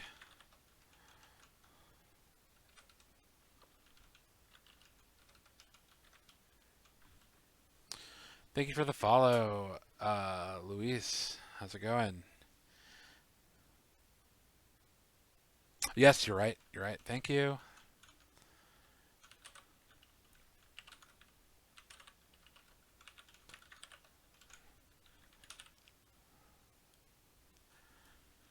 Okay, so that passes, right? So let's do another couple of test cases for test index. Um, so let's do the top end of that. This is not quite right, but it's fine. You generally reserve the like top few bytes for some interrupt vectors. I think it's fine. I think it's actually just program memory. So, um, okay, so this works. And then let's try both of these at some lower ranges. Oop.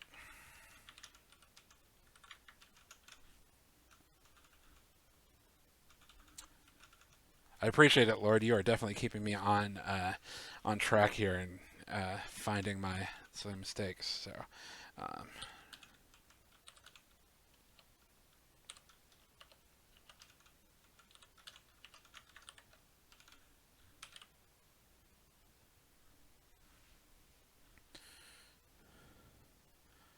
Okay. This test run is terrible as I thought to set up. So we'll just, I mean, I'm just like, this is not necessarily the best test design, but I'm just going to do it all the way down the index. So it's going to be B. Oops.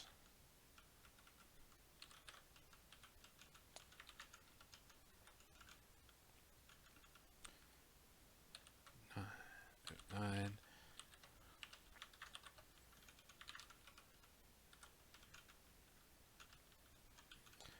And we should also put some assertions that we're getting 0 in other places.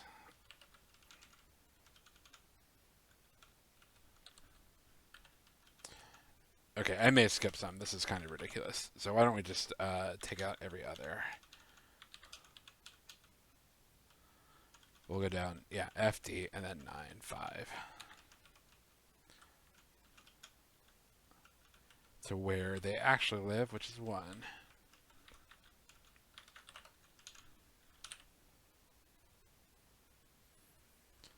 Cool. And then we'll add some assertions for the lower ends of these same.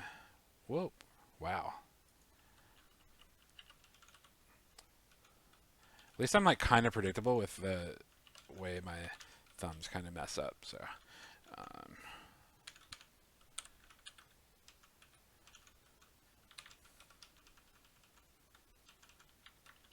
it should be 0.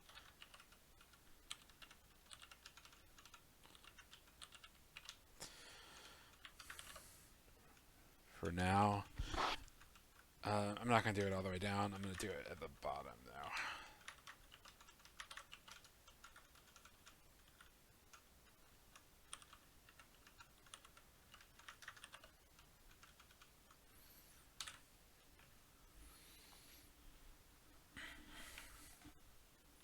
Something failed.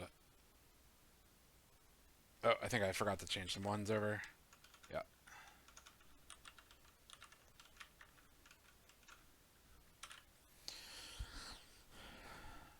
Awesome. I do think I'm going to... Yeah, I'm going to figure out the logic for the bottom bounds because it's also going to be important. This is going to be super interesting. I do think that this is going to be a situation where a full match doesn't necessarily make sense. I think some early returns are going to make sense here. So we're going to do like if, let,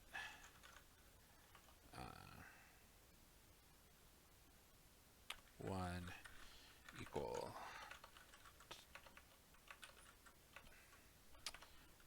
top nibble.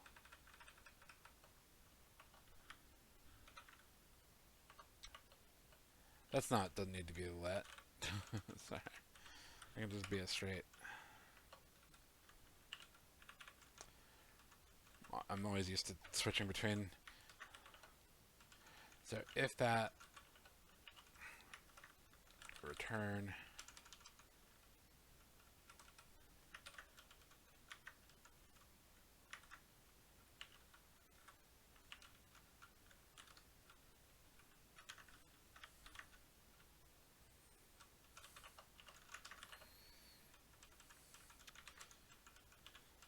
otherwise, at the end, we're going to return 0.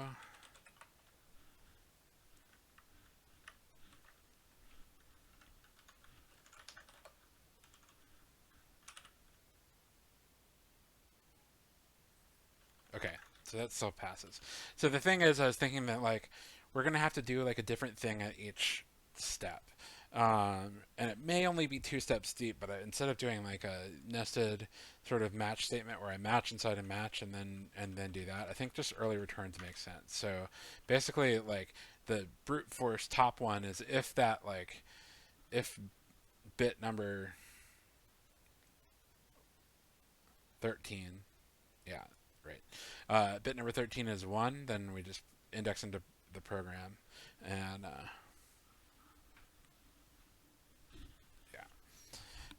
and if not, we are going to return 0 for now. I need a return statement, right? We can just implicit return that. And so then we're going to go do the next thing. So the next thing, we know that we don't have this top. So we only have, we know we're 0 all the way through here no matter what the address is. So we can similarly sort of like mask out everything but the top. Am I right about that? Let me think. Yeah. So we can mask out everything at the top, and then we need to figure out what mirroring looks like the next level deep. Right, so easy enough.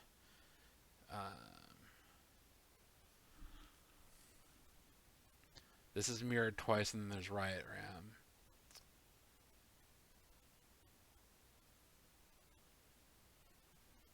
There's probably a pattern here I can pick up on. Because it's mirrored twice, then riot RAM is mapped, and then it's mirrored twice, and then riot RAM is mapped again, and then it's mirrored twice. And then the riot addresses are mapped, and then they are mapped for a long time. And then I think we get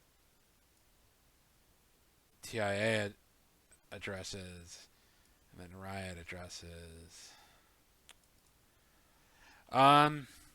The thing is I don't know that we need any of the riot or the TIA stuff now. So returning 0 is probably fine, and setting it is fine until we need it. I think that's probably going to be the way to go. We just need to get into that RAM. It'll be hard to drive this out, but we'll do an implementation here.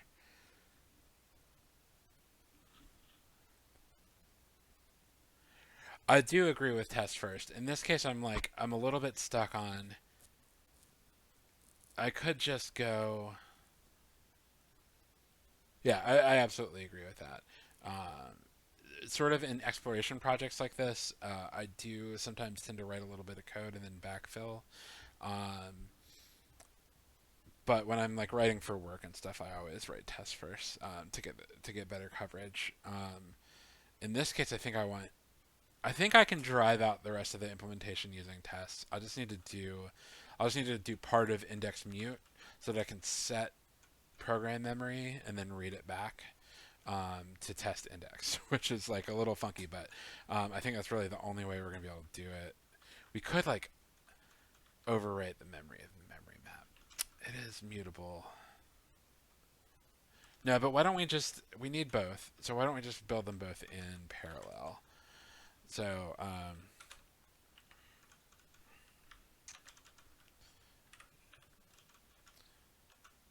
so we shouldn't have index mute here. I think in the case that you ever try and write to protected memory, like the program memory or something like that, I think nothing happens. So I think we can like just safely ignore that. Mute self output. Does this look right? I wouldn't expect anything from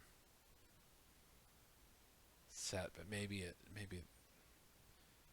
I'm misremembering the semantics of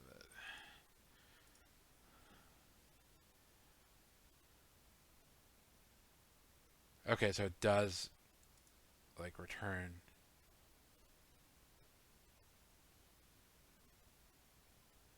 Maybe it's not index mute that I want. Oh, it gives a reference to the thing that you then set. Okay, yeah, that makes sense.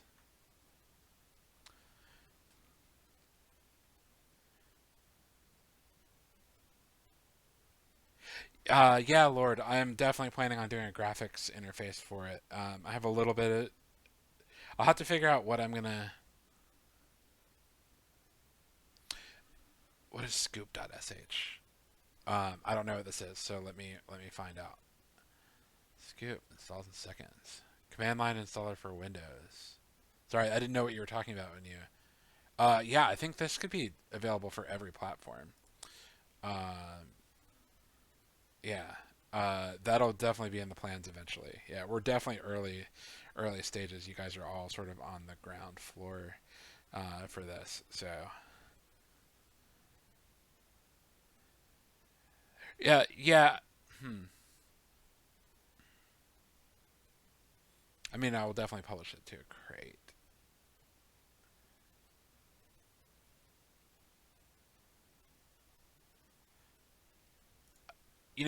I'm gonna defer the decision on that. Exactly how that's implemented. I was really thinking. So the existing, actually, I'll just show you. There's an existing emulator written in C that's really good. Uh, um, that and is like pretty well like kept up.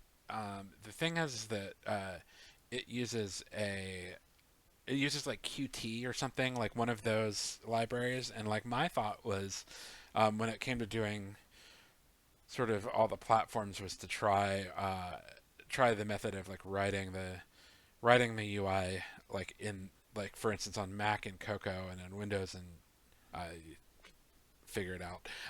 But then having the Rust binaries there to link to. Scoop, scoop. Uh, I'm sure there's a reason. I'm sure that like we could get it there too. Um, yeah. So I'm not gonna do. Yeah, I'm definitely not gonna use Qt. Um, I would like to do it sort of a thin layer of UI like native to each platform, and then have um, Uh, Windows subsystem for Linux is what keeps me sane on Windows. I basically only use it for like to load up Linux. So um, cool. I'm gonna GTK. Yeah,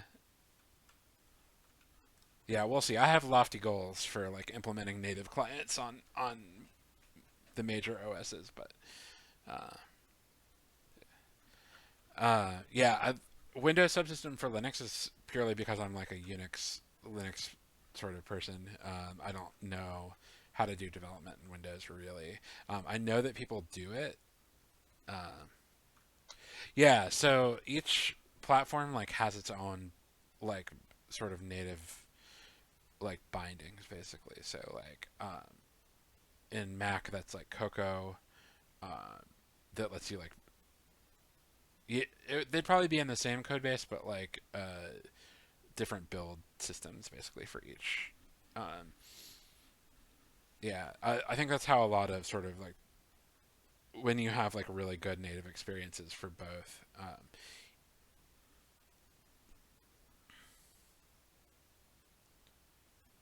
You're right about that. There is some of that, like there is some UI that you need. Um, yeah, different build systems definitely. There is a UI system that you need like to be able to like debug if you want to do it in the graphical user interface for the Atari 2600, which is what Stella does.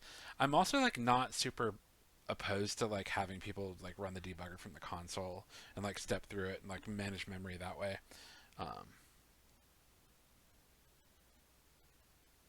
cool. Yeah, that's definitely down the road. Let me see if I can get index mute starting to work. So we're gonna do.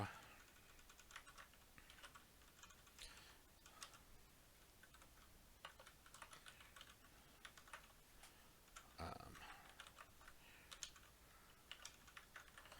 it's a reminder for me to come back and do the rest of that.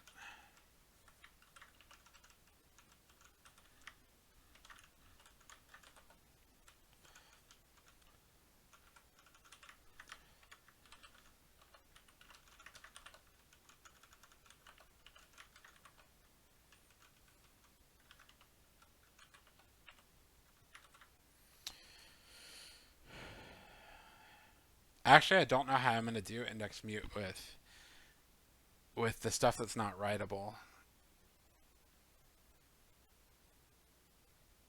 I could give it like I could have like a scratch byte that I always give back to write to. Because basically I don't want it to update anything. Like a private scratch byte. Is there any other way I can just kind of like allow assignable, like return a reference to something? I don't think so. I'll figure that out. We're actually going to start with that. Why don't we try writing to program memory? So we'll. No, so the thing is that you actually can write to. Is that right? Actually, I could be wrong about that. You might be right. Let me. You're right. To program memory. I think it just doesn't do anything.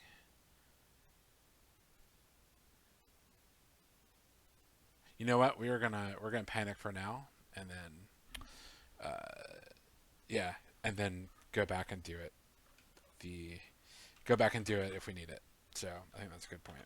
Um, what I don't know is how to assert panics in Rust or in Rust tests. So um, might,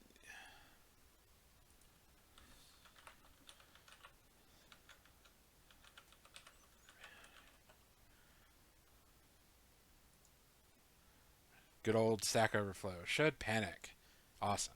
Well, that's easy. Here, let's pull out the testing section since we're doing that now. Checking for panics with should panic. So mute out of bounds. And we'll test that specifically by trying to write to this. We're going to need to steal a lot more here. Yeah, thank you.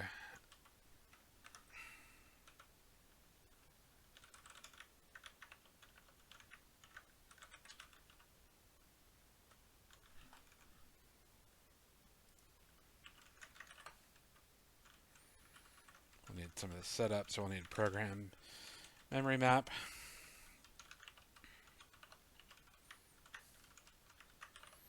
So then I should expect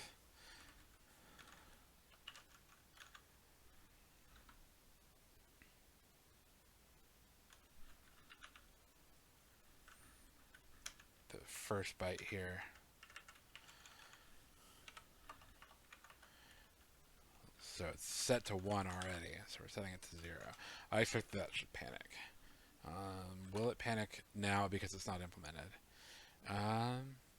Index mute not found in this scope. I need to import it.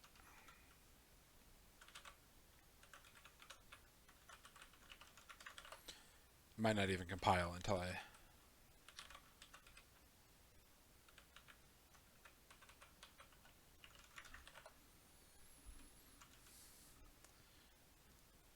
Cannot be...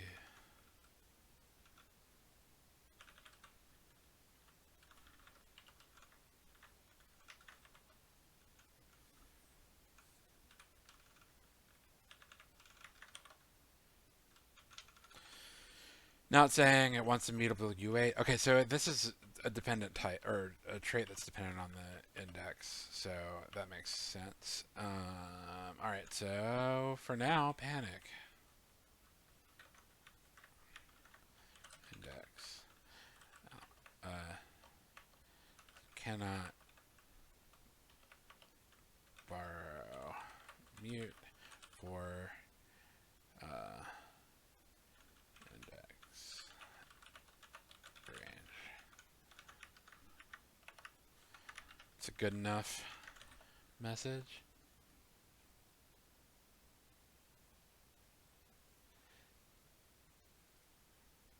Yeah, I agree. I may find that I was being too clever for myself. Cannot borrow as mutable. I need.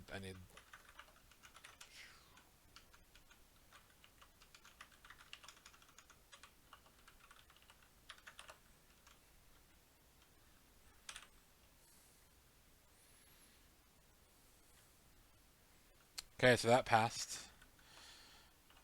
So now let's test that we can set the memory.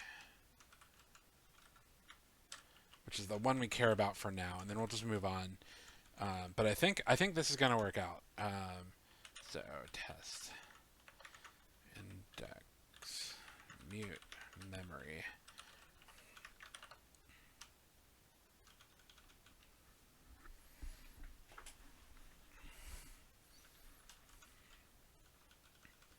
This can be 0 for now. We won't be able to index it back, but we'll at least be able to see that the indexing worked. So there's a number of addresses that memory can be at. Let's take a look at our handy dandy notebook. It's riot RAM, but let's start with the first one. So 80 to FF. So we'll just do the first byte of that, and we'll do the last.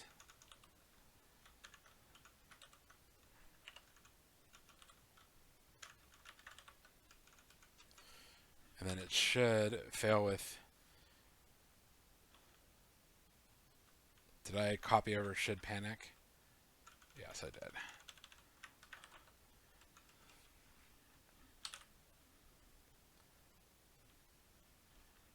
Yeah. So it says, I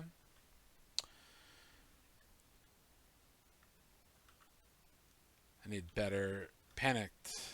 Cannot borrow mute for out of range. That's exactly what we want. Okay, so in that case, since we're just dealing with the memory range, here we can get rid of this for now.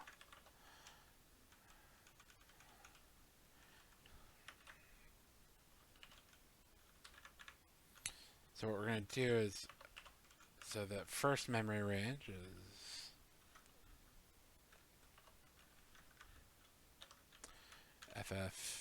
it's 0080, which looks like 0000000.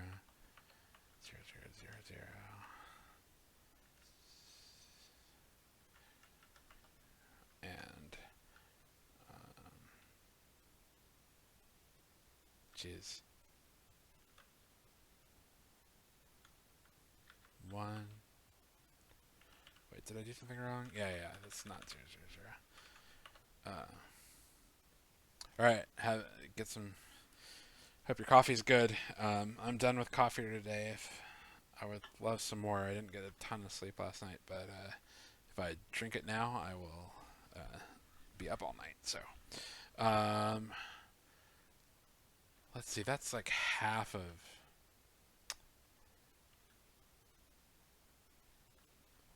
I'm gonna have to just look it up.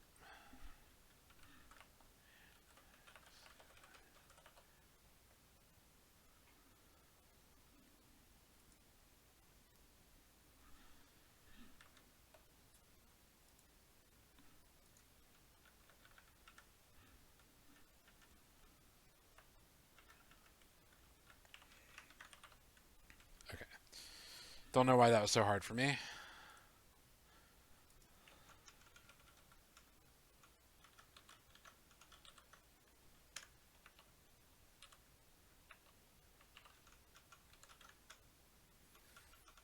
That's the end of the memory address. It should be 1, 1, 1, 1, 1,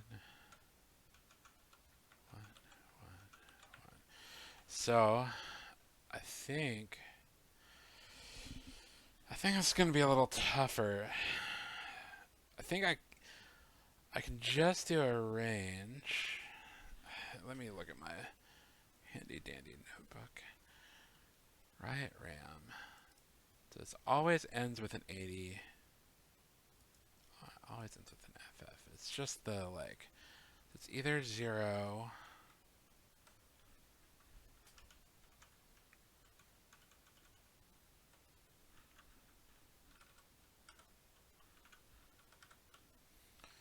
or 4.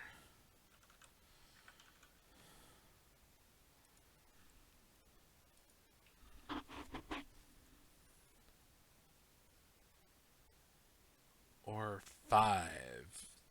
Or or 8. Or 9. That is super weird.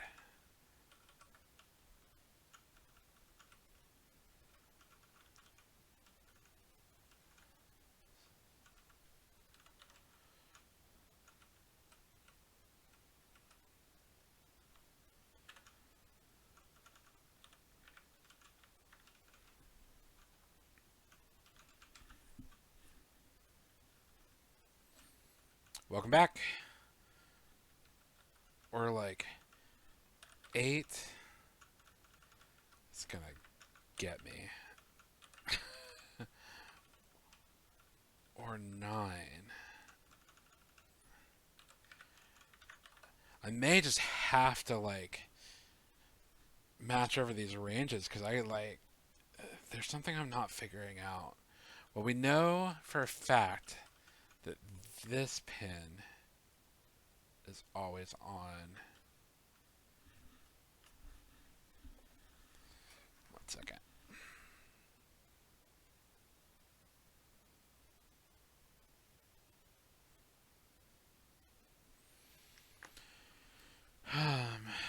And we only care about this bottom. So then these are like what are getting me. Let's look at some of the other addresses in here. So the first ones mirrored twice should be fine because that first pin should be off. Or pin, if that's the right word. So we should be able to do that. And then, are they off here too? Yeah, they're. That one's off there too.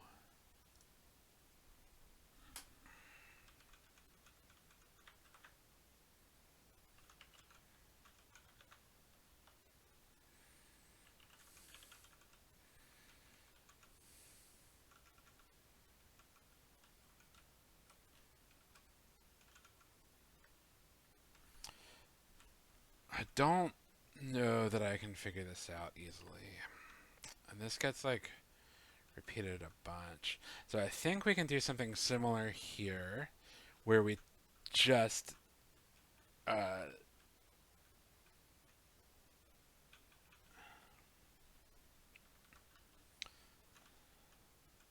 we're actually going to do something that mirrors this very closely. But instead of returning, we're going to panic in here because you can't set it.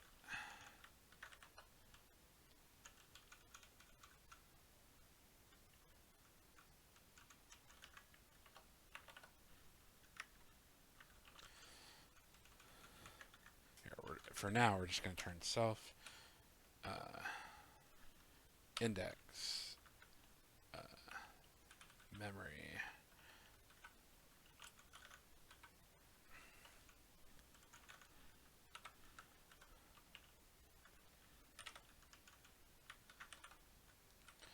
So what does it like? It wants a reference. Yeah, that's fine.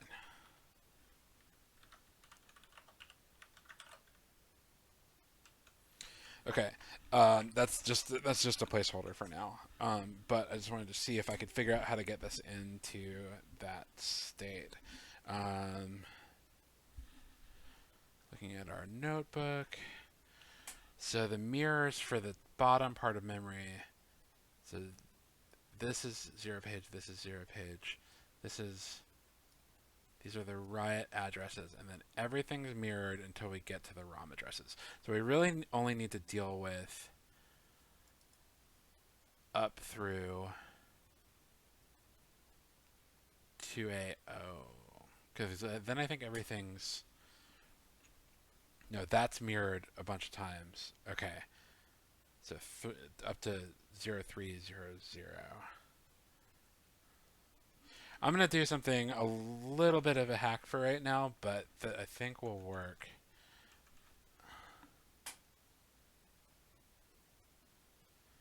I have heard of NeoOrg. I used VimWiki for a while, and never sort of got into the habit. When I'm on my Mac, I use Obsidian. For some reason, having the notes sort of outside of my editor helps a little bit sometimes. So it gets me out of the context. I get the appeal of having your notes sort of in line. Um, let's see. I sort of want to get to like a working state here, so I'm just gonna do.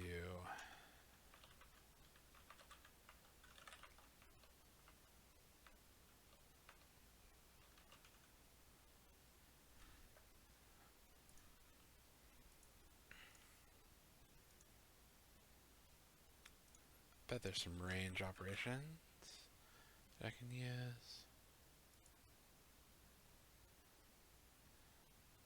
Let's range start.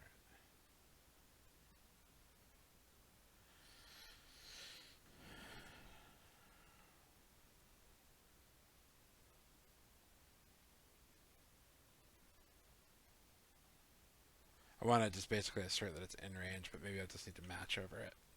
Probably need to match over it. Index. And all we need is that bottom bit, or bottom view. So, and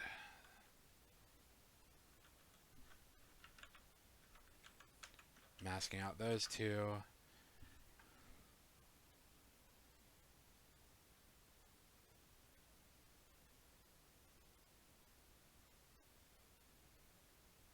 By recording being on in your NeoVim all the time. Oh, whoops! Yeah, I just hit it by accident. Thank you. um, let's replay that macro. See what happens.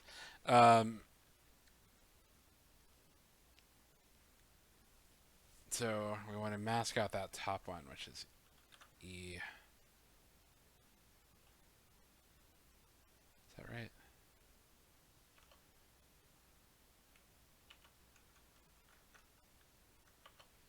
Right, I'm doing this the wrong way again. E, E, F.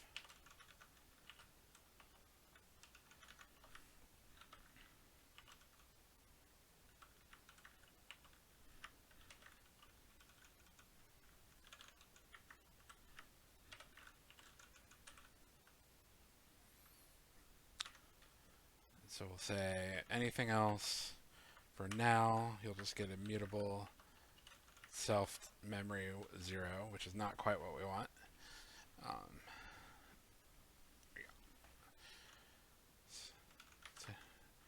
And then, what is it saying about this? Replace.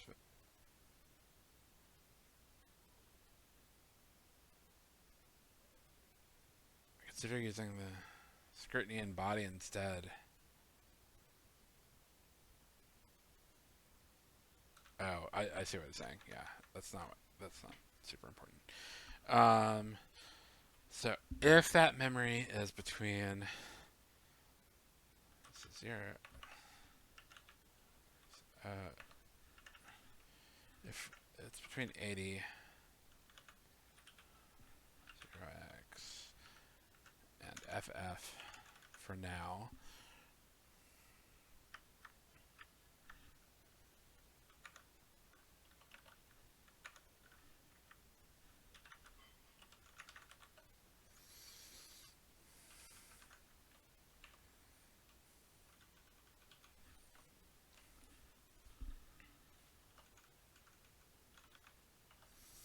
So then we actually have to shift that. So let's see, if it's 80, it's here. We actually need that to be 1.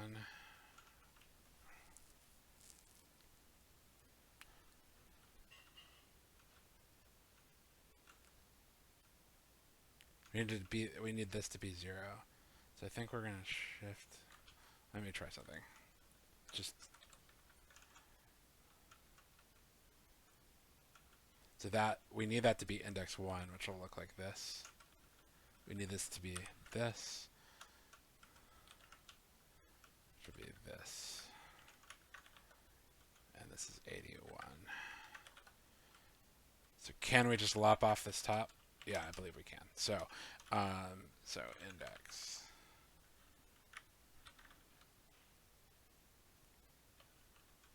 Oh, that's what we're doing here. Wait, whoa, I just got lost in the sauce. Hold on. One second.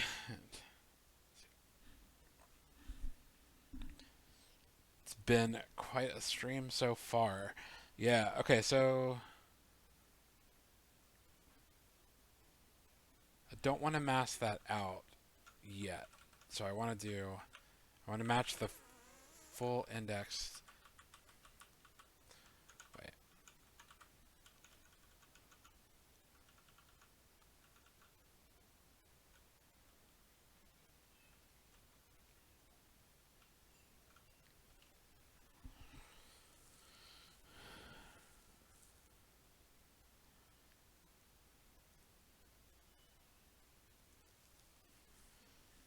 Why am I so lost here? So if it's between... So I want to mask out...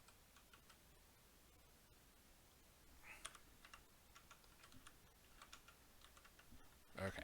I want to mask out everything here. And...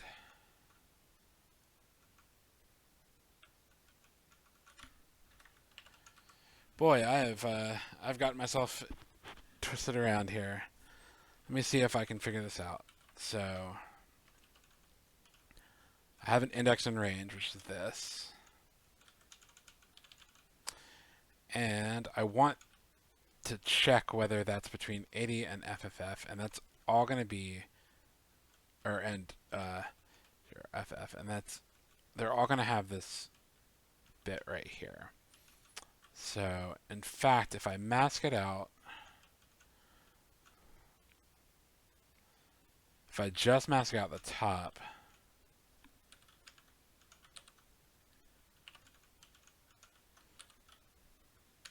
and then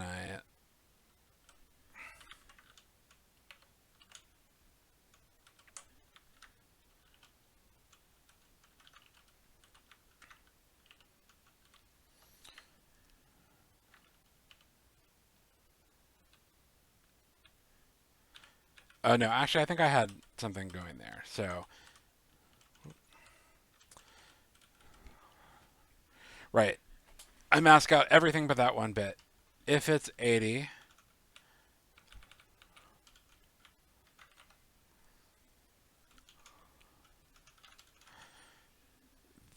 then I can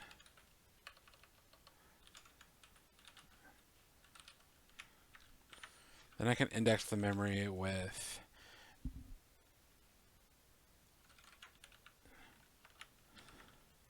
it's going to have to be as a U size, so we'll need that. 0x 00 E F. So I just take everything.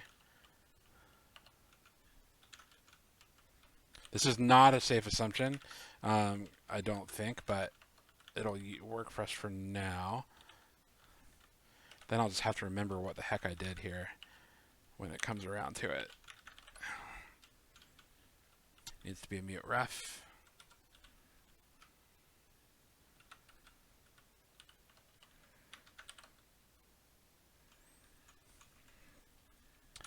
Let's run that test.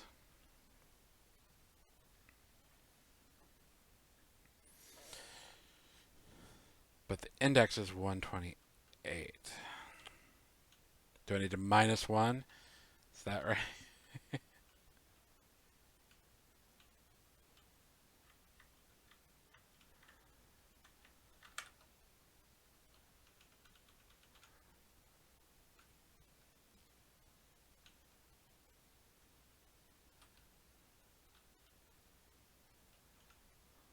I think I do need to minus 1.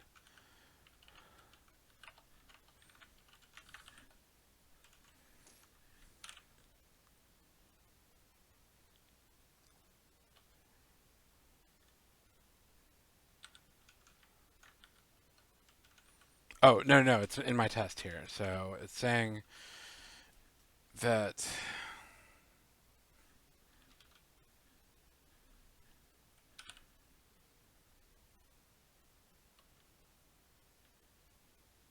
$141. So it's saying index out of bounds, the length is 127, but the index is 128. It's this one, and it's saying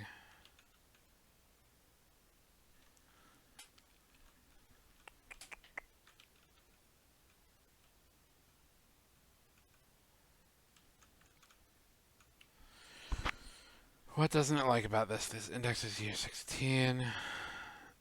Self.memory.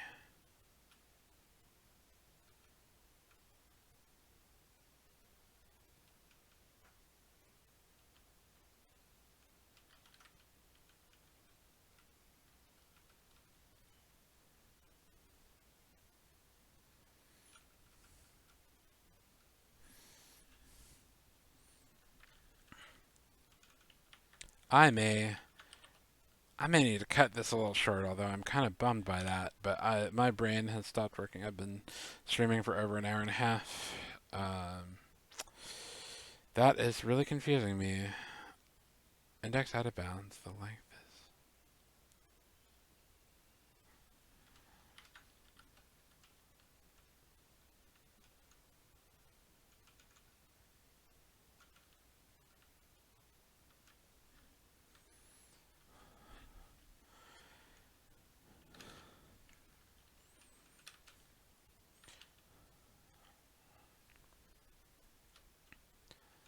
It's kind of a bummer, though, right?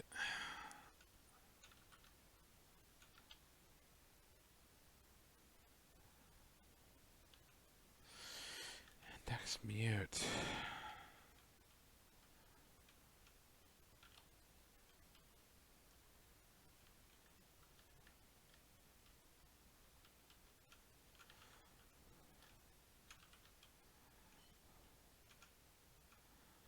So the size is 127. Did I do something wrong with this?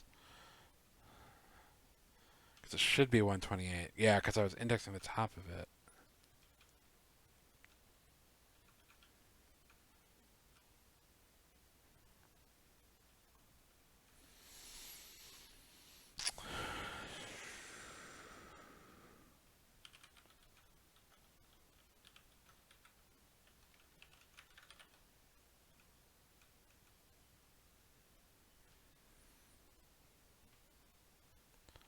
This is one. This is 256 minus 128, which is 128. So why am I off by one? Boy, I've gotten to a weird spot. Yeah, I might be about cooked on this for today. This isn't interesting. Um,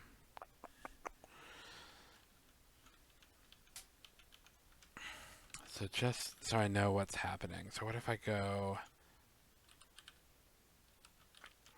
one lower? Will it still yell at me? The length is 127.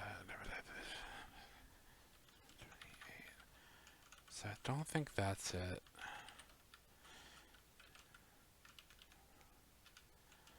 Maybe my...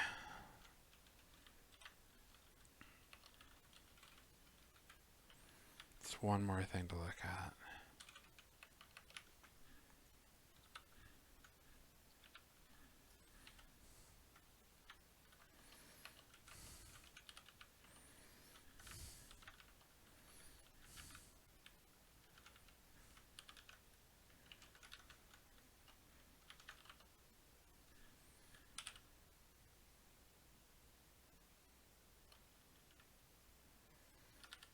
It's at 142 that it's having problems. This is a U16. 142. Let's just see what it happens if I do. If I mask 0, 0.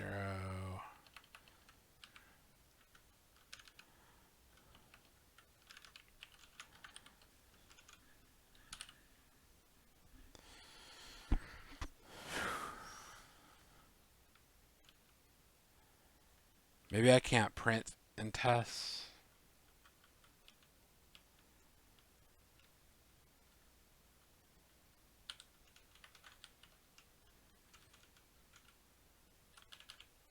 So if I get rid of this,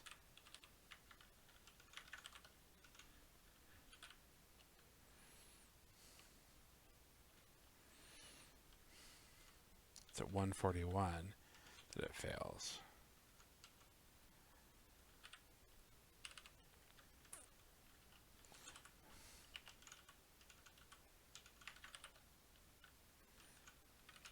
If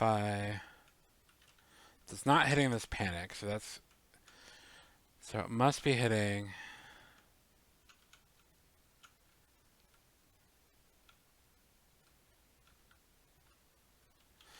Saying it was 128.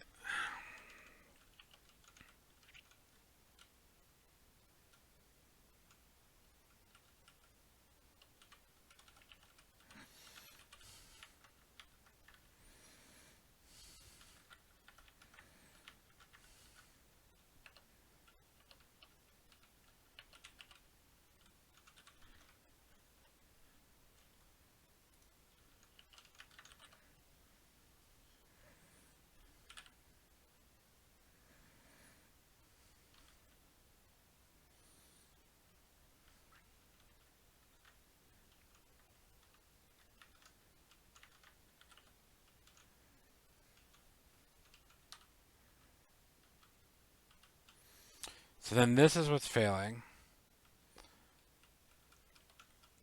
Maybe it was precedence before. Maybe I do need to subtract 1, but I need to make sure that the minus happens after the... I bet it's precedence stuff.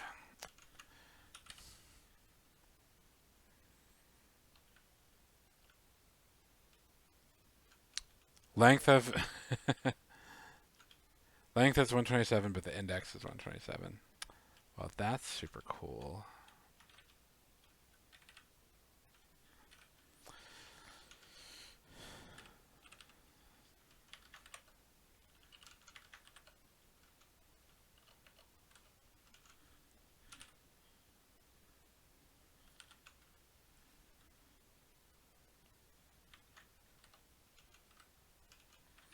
So it's kind of always doing that. What did I do wrong?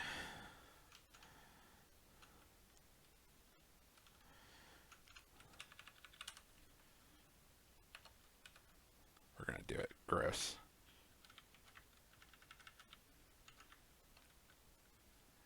0, 1, 1, 1, 1, 1, 1, 1.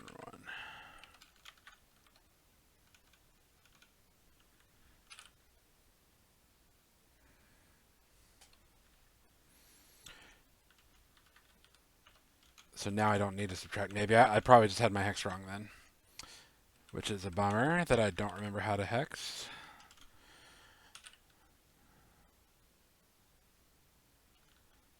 Length is 127, but index is 127. Can I not? But it's going to underflow the...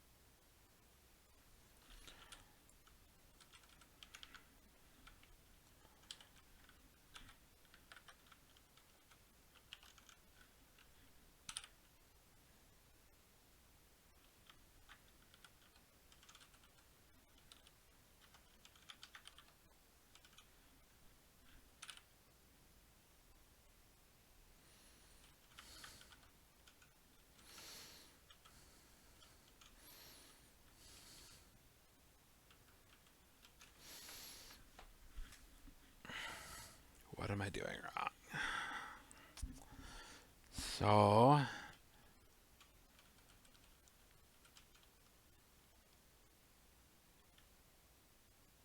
Oh...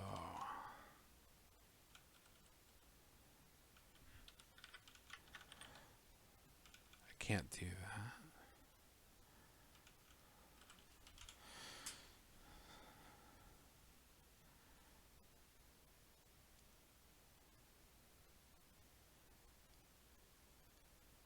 need to. Why am I thinking that this would work?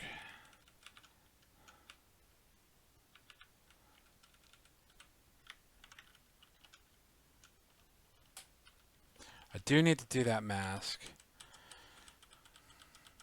but with the full thing. Okay, I think I've got it, but after this, I'm gonna go and rest my brain. um, so then I need to do. I need to shift it by one because I need to cut it in half. And truncating is not shifting by one. Um, oh, hey Toggle, how's it going? Yeah, I need to. I'm gonna practice GDB off stream because I don't want to mess with it right now. But yeah, you're totally right. Um, I'm doing good. I'm actually about to stop streaming. Are you about to get on, or are you just hanging out today?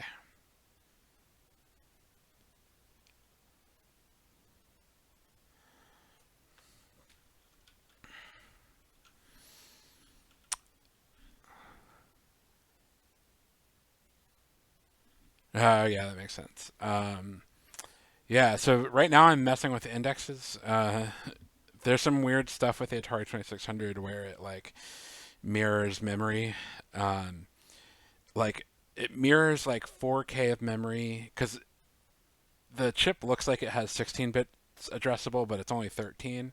So instead of like making you only address 13, you can address the whole range. Um, but it just repeats the same 8K over and over again. But that's not it. When in the like lower 4K of that range, a bunch of stuff is also like mirrored. And so I am trying to figure out my binary math, which I'm gonna have to come clean up later, to like get the right thing to like map a range down to a like a zero indexed range and like match like doing math to like match things out and stuff like that. It's kind of crazy. So hopefully, wait. Oh, I love it. Yeah, yeah. Shifting twice. Oh, neat. Okay, that's a great cheat sheet. Thank you. That is useful. Now I need to remember about precedence. I think this is gonna blow up. Nope, doesn't seem to mind. But I am gonna make sure this and happens first. This all needs to be cleaned up. Yeah, I got a raid from TJ, so I got a bunch of people sort of hanging out from there. I'm gonna have to go find a Rust streamer to dump on. Yeah, no, that's super. It was super cool of him. Got a couple people hanging out in chat a fair amount, so I did not get it right. uh,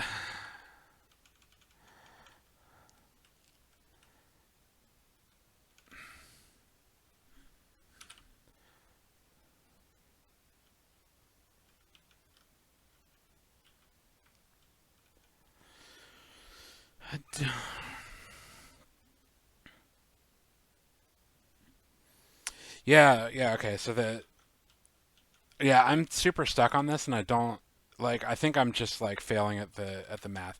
The index is anywhere. So I've made this like memory map that I'm doing indexes for, and uh, basically these are where this this needs to be cleaned up. But this is actually like the first 64 bytes. These are the ranges. Of where these things are mapped in memory. So, like right now, I'm looking for memory that's between 80 and FF, which should be 128 bytes. And I'm going to map that down. Like I'm finding that and mapping that down into memory. So the Awesome. Thank you. Um, so this is just I'm checking if they're indexing into program memory for now. And so index, because I'm writing these tests, should be between 080 and 0FF. And I'm just getting stuck. So I'm masking out the index and checking that it's just this byte for now. This is not a great way to do it, but I have to like get rid of some of the top bytes, um, or top bits. Sorry, because these could be kind of like these up here could kind of be anything. Um, and then I am so anyway. I'm just determining that it's somewhere between 1000000 and all ones here, um, which should be 80, right? I don't need to, I think I was right in the first place. I don't think I need to divide this by 2.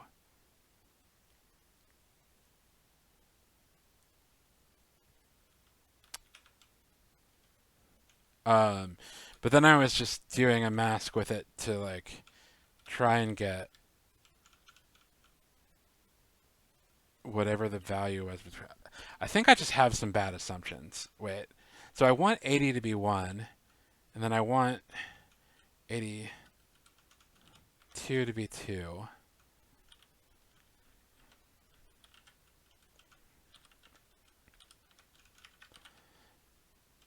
So I should actually be able to mask whatever index is because I know that it's got this like leading 1. Um, sorry, that's not 2. It's Bender's nightmares. He sees those. But I mask these out, and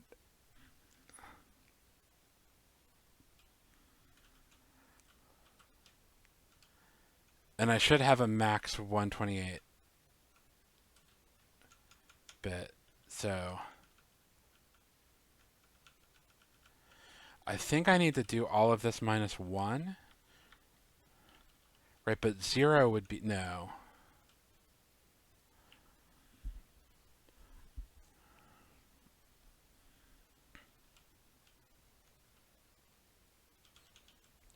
So if I want this to be 0, right? So I get rid of that, that's 0. So I can't subtract 1. At the top end,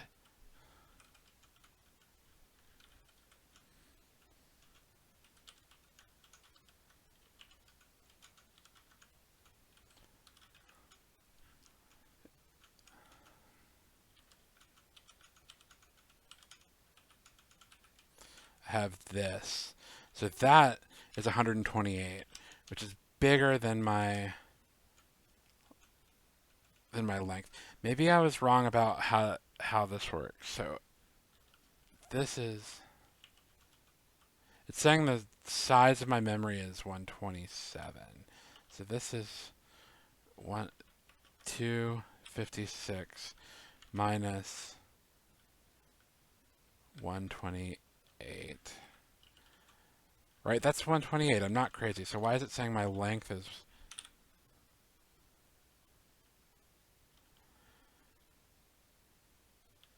length is 127, but index is 127. So it should be length 28. So if I switch my memory size, am I just misremembering how subtraction works? Um, so if I do 128,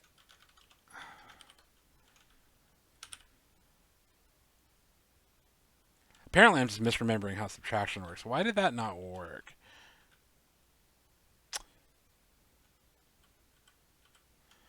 So it actually need to be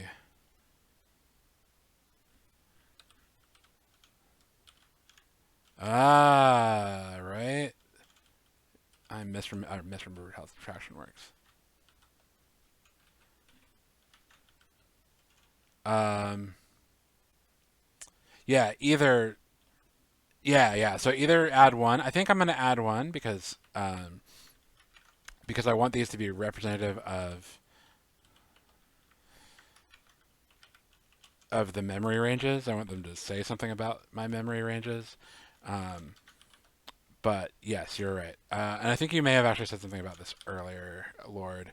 Um, and I just glossed over it because I didn't understand it yet. So, um, not my program size, because this is not actually where this goes. Actually, yes, my program size, because this is 1F.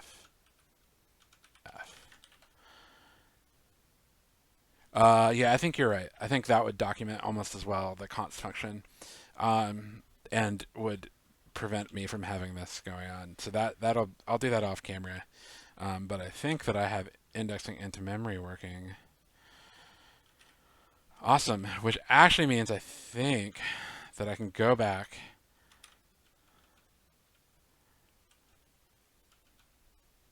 We're going to run into some issues, I think, setting lower bounds. Actually, we're not, because it'll look funky, but I'm like most of the way there. I just need to implement the rest of the lower range of this. But if we go to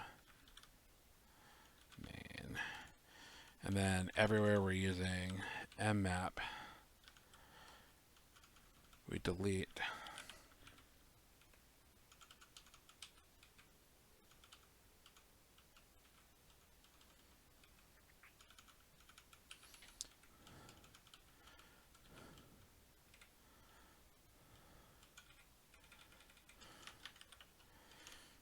And then we run it. Whoa. Oh, right. Um, I'm gonna need to do a little bit more shifting around, but because these are just some of these are like 1 byte indexing, it's gonna say found U8 but needs U16. I think we can just do as U16, which doesn't solve my as U size, but so this is gonna say so I don't need arg plus shipx as U16.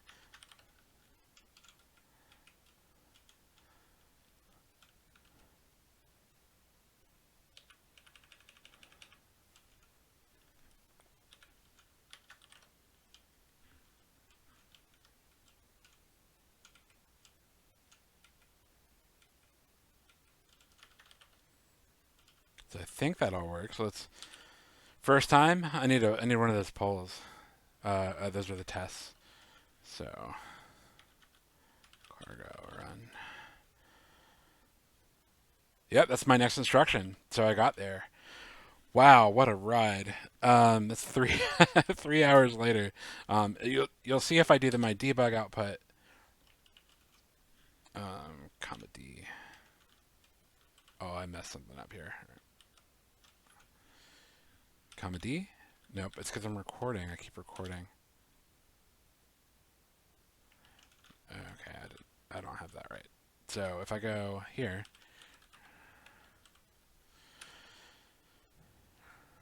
I think when we get to sort of the lower ranges of memory mapped hardware, everything's going to show up in memory 1, which is not what we want.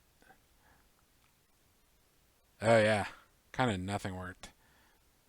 Um, I did get to the next instruction, but for some reason I'm not showing the right stuff. Oh, right, because I'm not actually, my index function isn't fully featured. But that will be an exercise for the reader. I'm going to go find somebody to raid because it is lunchtime. Thank you everybody for stopping by and following. Togglebit, nice to see you. I look forward to when you're back on streaming something fun. And I look forward to your TUI.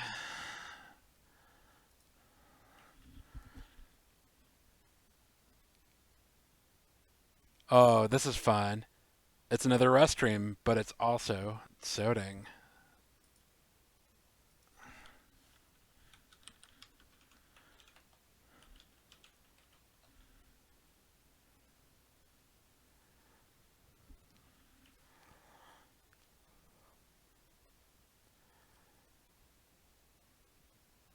which is super exciting.